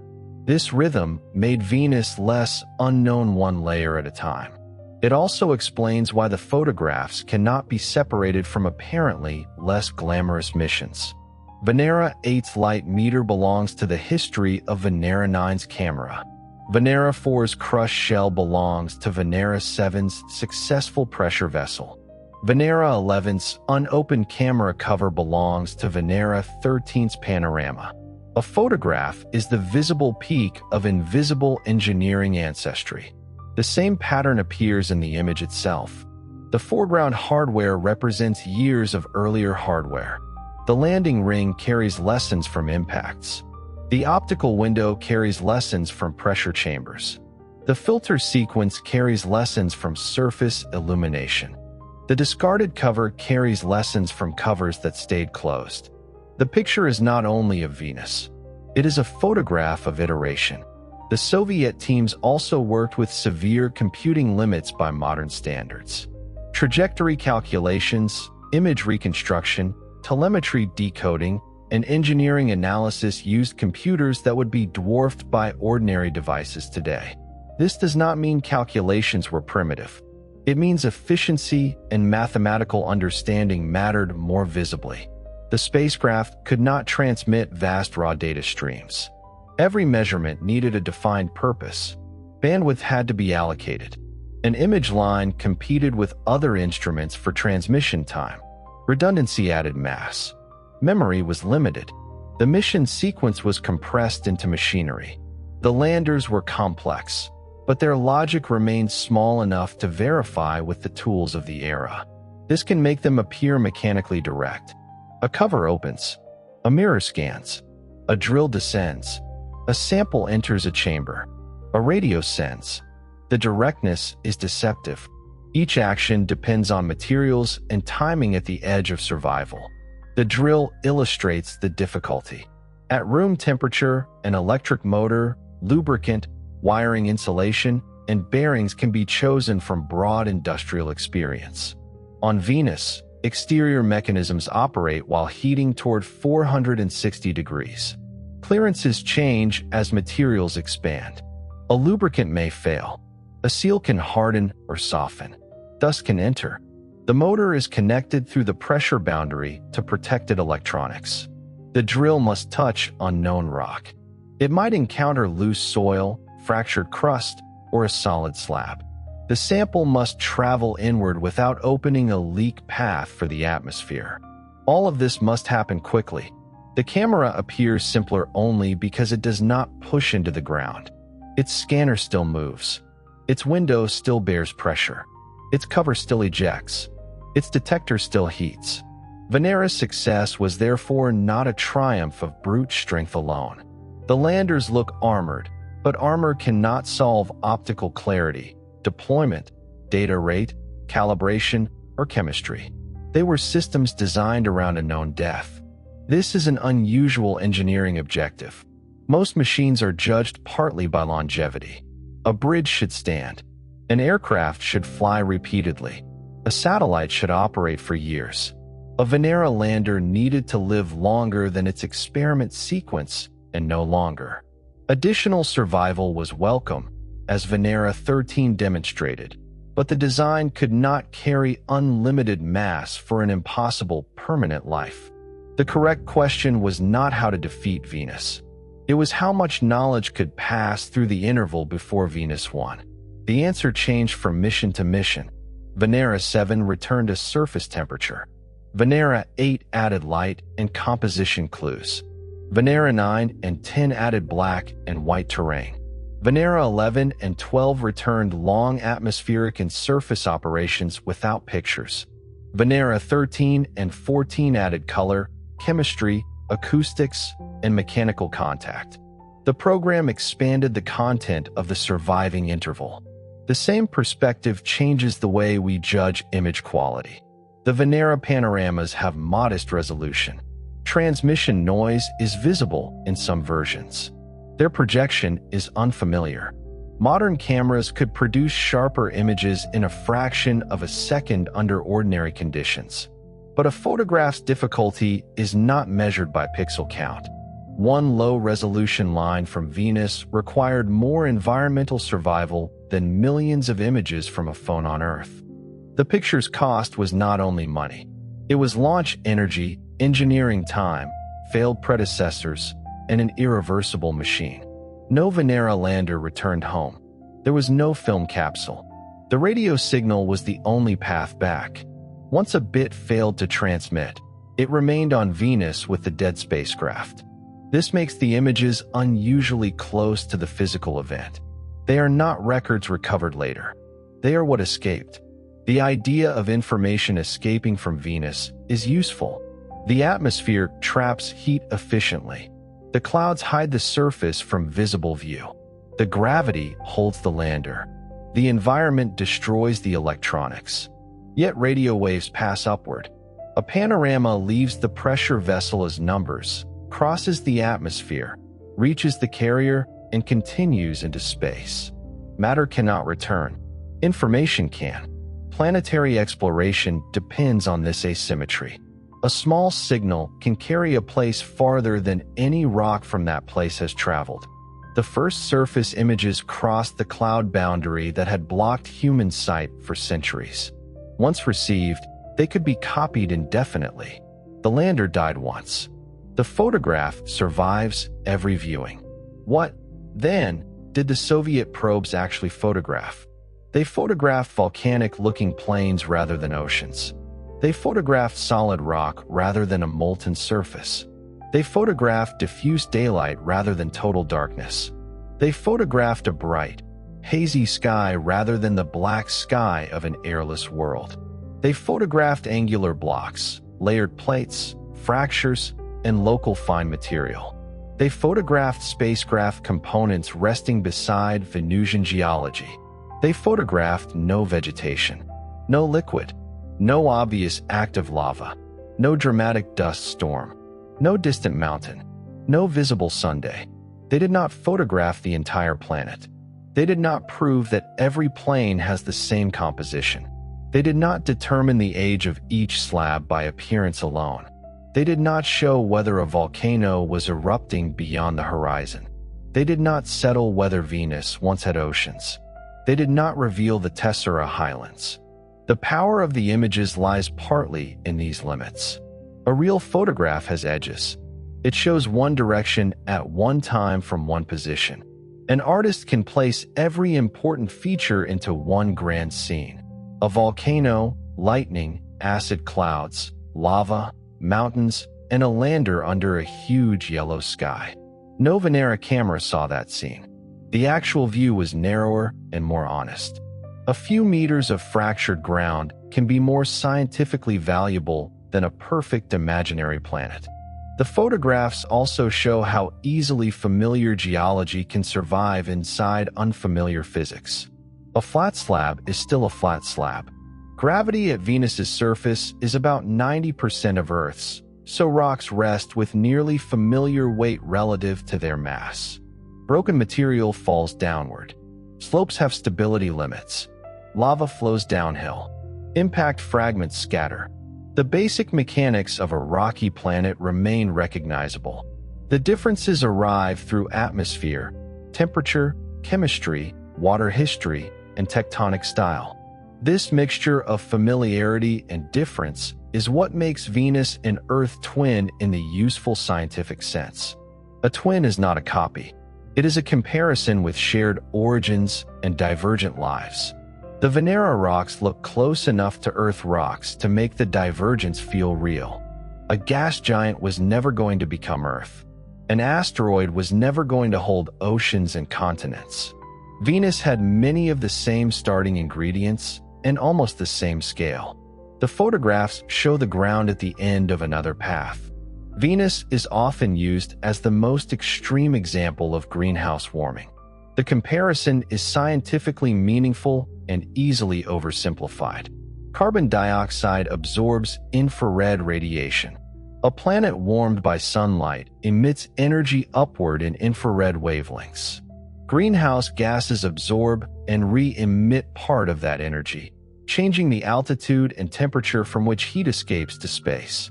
On Earth, the natural greenhouse effect keeps the surface far warmer than it would otherwise be and makes liquid oceans possible. Adding greenhouse gases changes the energy balance and warms the climate. On Venus, the atmosphere contains an enormous mass of carbon dioxide. Pressure broadening and repeated absorption across the deep atmosphere produce intense warming. Clouds reflect much incoming sunlight, but the heat that reaches the lower atmosphere and surface escapes only with difficulty. The result is not simply an Earth climate several degrees warmer. It is a different planetary state. Venus receives more solar energy because it orbits closer to the Sun. Its water history is different. Its atmosphere contains roughly enough mass to press with more than 90 terrestrial atmospheres at the ground. Geological cycles that remove carbon dioxide from Earth's air do not operate there in the same way. Human-caused climate change is real and dangerous without claiming that ordinary near-future emissions will turn Earth into Venus. Earth is not on the verge of acquiring a 90-bar carbon dioxide atmosphere. The useful lesson is broader. Climate is not a decorative layer above a permanent planet. Atmosphere, ocean, rock, sunlight, and interior interact. A planet similar in size to Earth can follow a radically different climate path. Feedbacks can stabilize some states and amplify others. Water can be lost. Carbon can move between air and rock. Clouds can cool by reflection and warm by trapping radiation. The same starting size does not guarantee the same destination. The Venera photographs place this lesson at ground level. Runaway greenhouse is no longer only a curve in a model. It is the reason the camera needs insulation. Atmospheric mass is the force on the optical window. Water loss is part of the reason the slabs lack river erosion. Cloud physics creates the diffuse yellow light. Planetary climate appears in every engineering constraint. The photographs therefore connect fields that are often separated. Atmospheric science explains the heat. Geology explains the slabs. Materials science explains the lander. Radio engineering explains the image. Climate history explains why an Earth-sized world became inaccessible. This integration gives Venus importance far beyond one planet. Thousands of planets have been identified around other stars. Many are close in size to Earth. Some orbit at distances where they receive more energy than Earth, but less than Mercury. From interstellar distances, a planet can appear only as a slight dimming of its star, a gravitational pull, or a spectrum mixed with cloud and atmosphere. Researchers need nearby examples to interpret those signals. Earth provides one outcome. Mars provides another. Venus provides the closest example of an Earth-sized planet with a massive greenhouse atmosphere and no habitable surface. The Venera images are local truth inside that comparative framework. An exoplanet cannot be photographed at ground level. Its clouds may hide the surface. A spectrum rich in carbon dioxide can be interpreted more carefully when scientists understand how pressure, clouds, volcanism, and surface chemistry interact on Venus. The Soviet landers did not know they were helping to interpret planets around other stars. Their pressure measurements and rock photographs became part of a future science that barely existed when they launched. This is another reason mission data outlives mission intention. A measurement can answer questions invented decades later.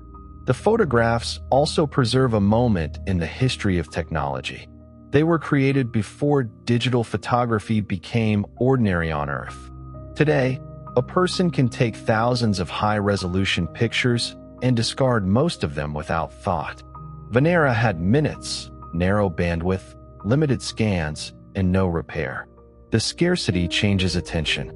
Look long enough at the Venera 13 panorama, and the scene becomes less flat. One slab overlaps another. Thin edges suggest layering. Dark material fills fractures. The discarded cover has a different tone from the ground. The lander's structure provides scale. The sky grows brighter toward some directions. Noise bands and geometric stretching remind us that the image traveled through a system rather than appearing naturally on a screen. The photograph rewards patience because it was made through patience. Decades of missions stand behind 2 hours of operation. The same image can also produce false familiarity. The slabs may look touchable. It is easy to imagine stepping from the lander onto the ground. The imagination should stop before the body follows. No ordinary suit could protect a person. A pressure suit would need to resist external force while maintaining a cool, oxygenated interior. The joints would need movement under pressure. Cooling would need to remove body heat, and the far greater heat entering from outside. Electronics and life support would need high-temperature protection. A vehicle would require submarine-like strength combined with furnace-resistant systems. Even if such protection were built, a human would not move through the atmosphere as through ordinary air. The dense gas would create drag. Communication and optics would face scattering and heat. Emergency escape would be impossible with present technology. A crewed surface mission is not a practical extension of current exploration. Robots are not merely cheaper substitutes. They are the correct explorers for this environment. The Venera machines had no need to return. They required no food, water, or rescue. Their loss was acceptable because the mission was complete when the data left. This acceptance can make the program seem fatalistic. It was not. The landers were designed with confidence in a limited interval. They did not surrender to Venus. They defined victory differently. A successful lander could be destroyed and still succeed completely.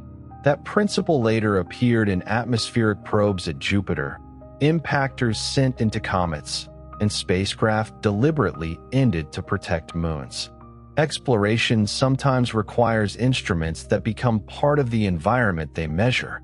Venus makes this especially clear because surface survival ends so quickly. The old landers may now be altered beyond recognition. Their external metals have spent decades in hot reactive gas. Materials may have oxidized, corroded, or diffused. Internal temperature equalized with the atmosphere long ago. Batteries discharged.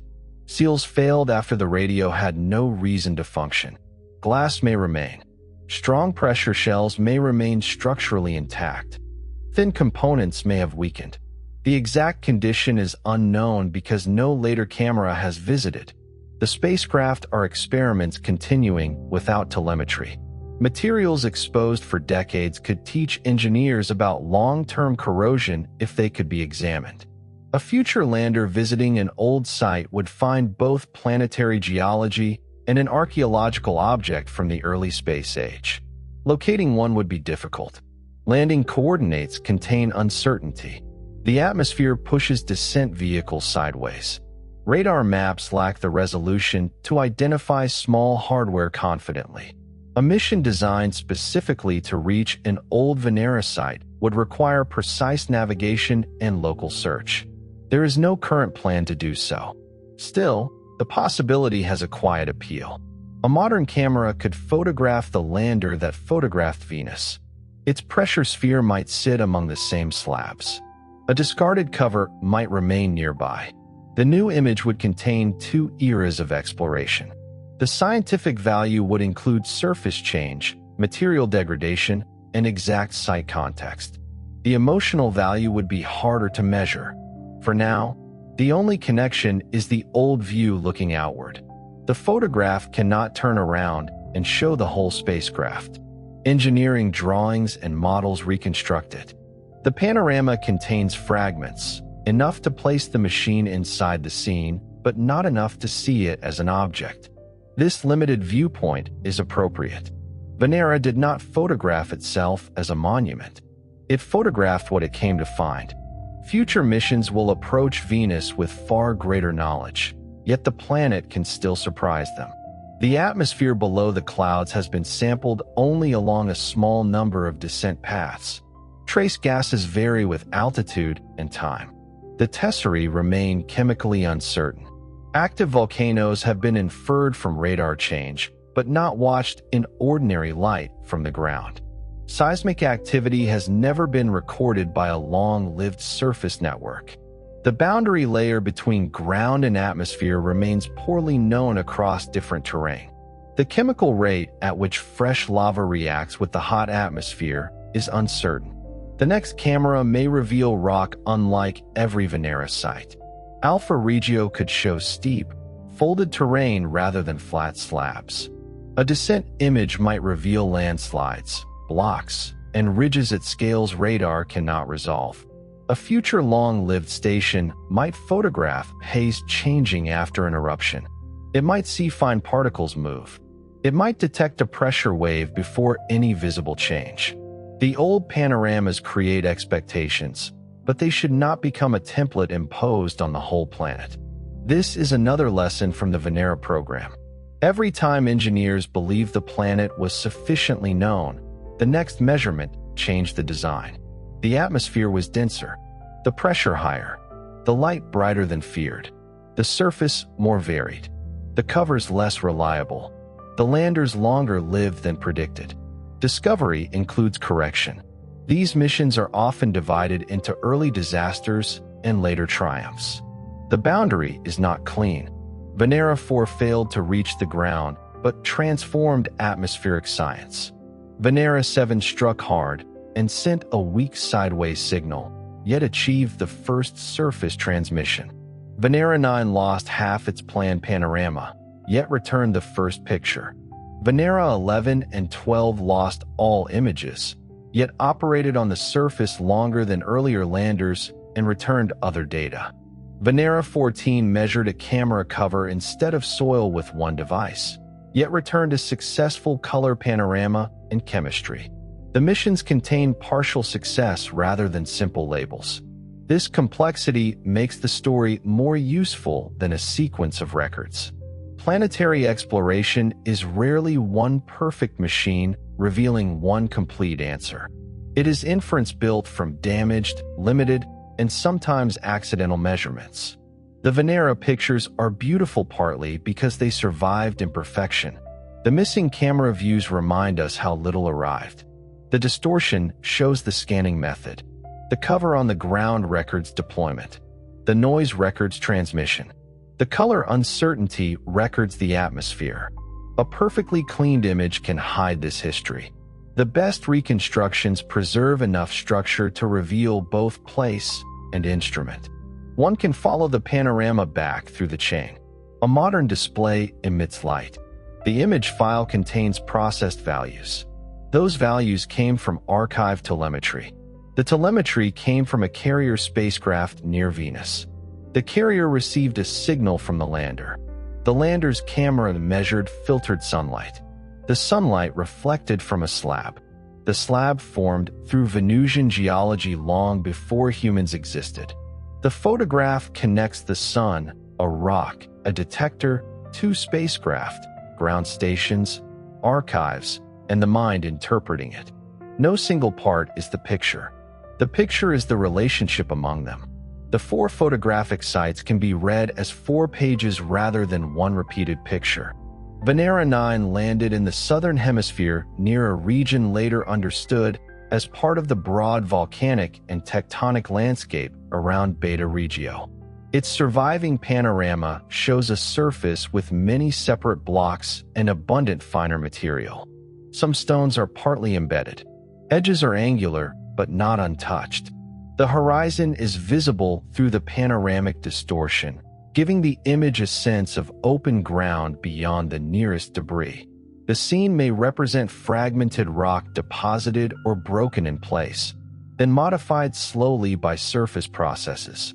Venera 10 landed north of the equator in another part of the Beta Regio region. Its panorama shows larger, flatter slabs and more continuous exposed bedrock. One foreground plate extends for more than 2 meters. Fine material occupies parts of the surface, but the overall impression is of a broad rocky pavement fractured into sections. The difference from Venera 9 is not dramatic like the difference between a terrestrial beach and mountain range. It is geological rather than theatrical. One site contains more separated blocks and soil. The other contains larger continuous plates. That subtle contrast matters because it shows diversity at scales radar could not yet resolve. Venera 13 landed east of Phoebe Regio in rolling plains.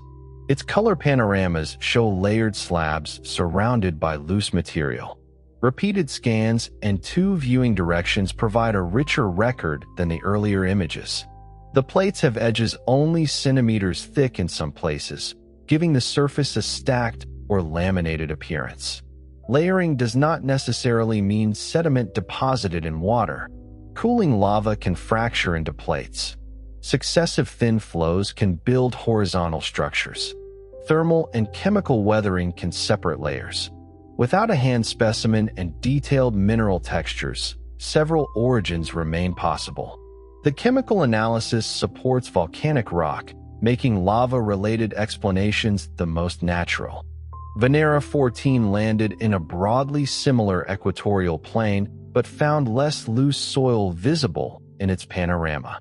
The ground appears as flatter fractured bedrock with relatively narrow gaps.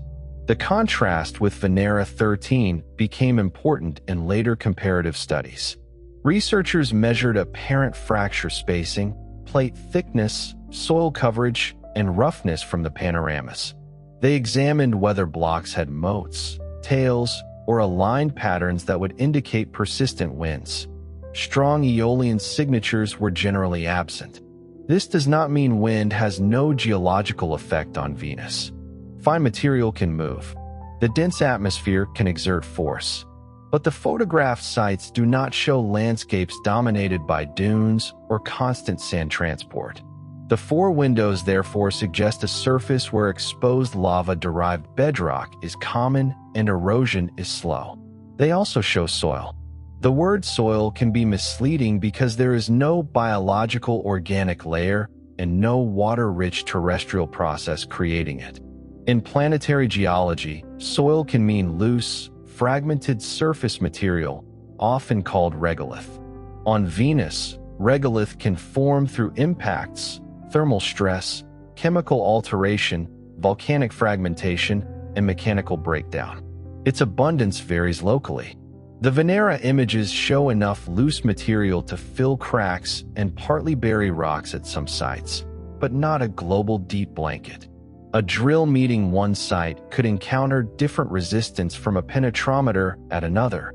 This local variation is exactly why 4 landing sites are both valuable and insufficient.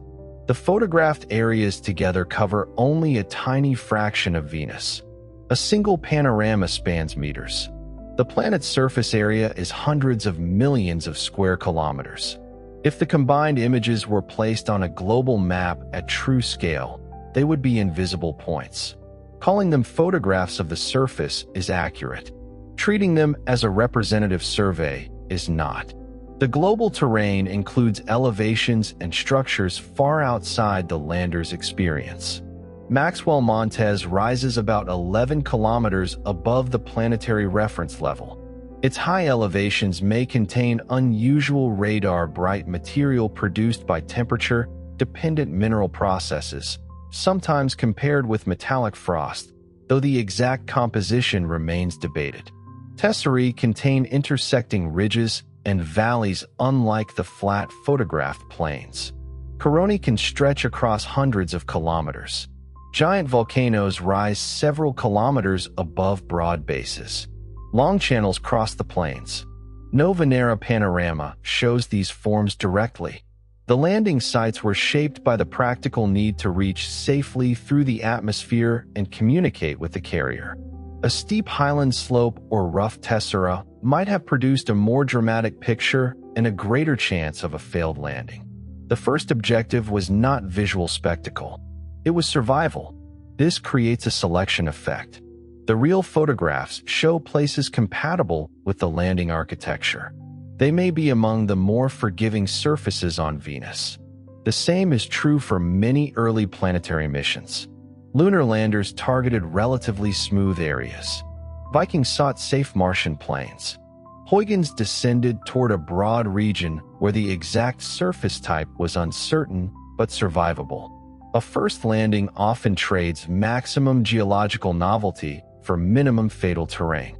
Future precision landing can move toward harder targets only after maps and navigation improve. The Venera sites also differ in age in ways difficult to determine from photographs alone. One early reaction to sharp rock edges was that the terrain must be young. On Earth, angular blocks often become rounded through water transport, freeze-thaw cycles, and abrasion. Those processes do not operate normally on Venus. An old rock can remain angular if little moves it. A smooth or rounded edge may reflect original lava shape, impact fragmentation, chemical alteration, or slow mechanical wear. A photograph can suggest freshness. It cannot assign an absolute age. Crater counts from orbit provide broader age constraints, and stratigraphic relationships show which flows cover which structures. The lander views reveal texture inside those units. This division of labor is central to planetary geology. Orbital data supplies context. Surface data supplies detail. Laboratory experiments supply mechanism. Models connect the scales. A slab in a Venera image becomes scientifically meaningful when compared with radar roughness, landing site topography, chemical composition, and simulations of lava cooling under Venus conditions. The photographs alone are not the entire argument. They are the only part of the argument that looks back at us like a landscape. The lander's exact locations remain another source of uncertainty. Trajectory tracking provides estimated coordinates, but winds during descent and limited navigation produce error regions. Magellan later imaged the broader areas, allowing researchers to infer whether each probe landed on plains, slopes, or near more complex terrain. The hardware itself is too small for confident identification in the radar data.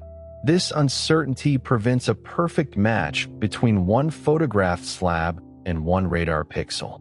A future mission could improve the connection by combining precise descent imaging, terrain relative navigation, and high-resolution orbital maps. Da Vinci's descent over Alpha Regio is designed around that idea. Images taken at different altitudes can tie local geology to regional structure. The sequence will not replace the Venera panoramas if the probe does not operate long after touchdown. It will answer a different question. Venera asked what the ground looks like beside a surviving machine. Da Vinci will ask how a highland landscape changes from orbital scale to individual rocks during one continuous fall. A long-lived lander would add a third question. How does the same place change with time? The old images contain only stillness. Repeated photographs across days could reveal wind-driven motion, atmospheric opacity changes, chemical alteration, or distant volcanic effects. A seismometer could place motion beneath the still image. A weather station could connect pressure waves with cloud activity above. The next generation of surface exploration will not make the Soviet photographs less important. It will give them temporal and geographical neighbors. For now, the four sites remain isolated islands of sight. Venera 9 shows the first horizon. Venera 10 shows broad bedrock plates. Venera 13 shows color channels, layered slabs, and the longest-lived surface laboratory. Venera 14 shows another basaltic plain and an accidental experiment performed on its own camera cover. Together, they do not form a global portrait. They form a proof of contact. Return now to March 1st, 1982. Venera 13 has landed. The camera covers have cleared. The panorama moves across the scene. A calibration target passes through the scan. A slab enters the field. The mirror continues. Inside the sphere, temperature rises by degrees that matter to electronics but leave no visible mark outside. A sample is cut. The mechanical system moves. Acoustic signals travel through hot carbon dioxide. The carrier spacecraft receives the data while continuing past Venus. On Earth, the first lines are reconstructed. There is no reason to know yet that the lander will set a record. Its planned lifetime is shorter than the life it ultimately achieves. An hour passes. The older Venera photographic missions had already fallen silent by this stage. Venera 13 continues. The cameras scan again. Repeated views strengthen the data. Color channels accumulate. The surface remains still. A second hour begins. The machine has no concept of endurance, but every additional minute expands the archive. Heat crosses insulation. Protected components approach their limits. Electrical properties drift. The signal continues. At 2 hours and 7 minutes, it ends. No final image shows the moment of failure. There is no visible collapse. The last useful measurements are followed by silence. The lander remains in its own panorama, just outside the parts it could see. For days later, Venera 14 adds another landscape. Then the photographic record stops. The Vega landers reached the ground in 1985 without cameras. Magellan maps nearly the entire world in radar. Orbiters study atmosphere and thermal emission. Old radar data reveal eruptions decades after collection. Technology advances. New missions are designed. Yet no later spacecraft sends another ordinary optical panorama from the surface. The last ground-level photographs of Venus are still from March 1982. This fact can make the images feel ancient. They are not ancient relative to the planet. 44 Earth years are negligible beside volcanic and tectonic time, though an active world can change locally at any moment. The photographs are old relative to computing, cameras, and human memory. People born after the landings now design their successors. The original engineers worked with tools that have become museum pieces. The data they returned still sets the visual baseline. Somewhere beneath Venus's clouds, Venera 13 is no longer cool inside. It no longer measures. Its carrier has long since continued into solar orbit.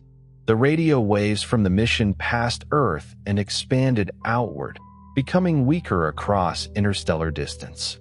Copies of the signal remain here.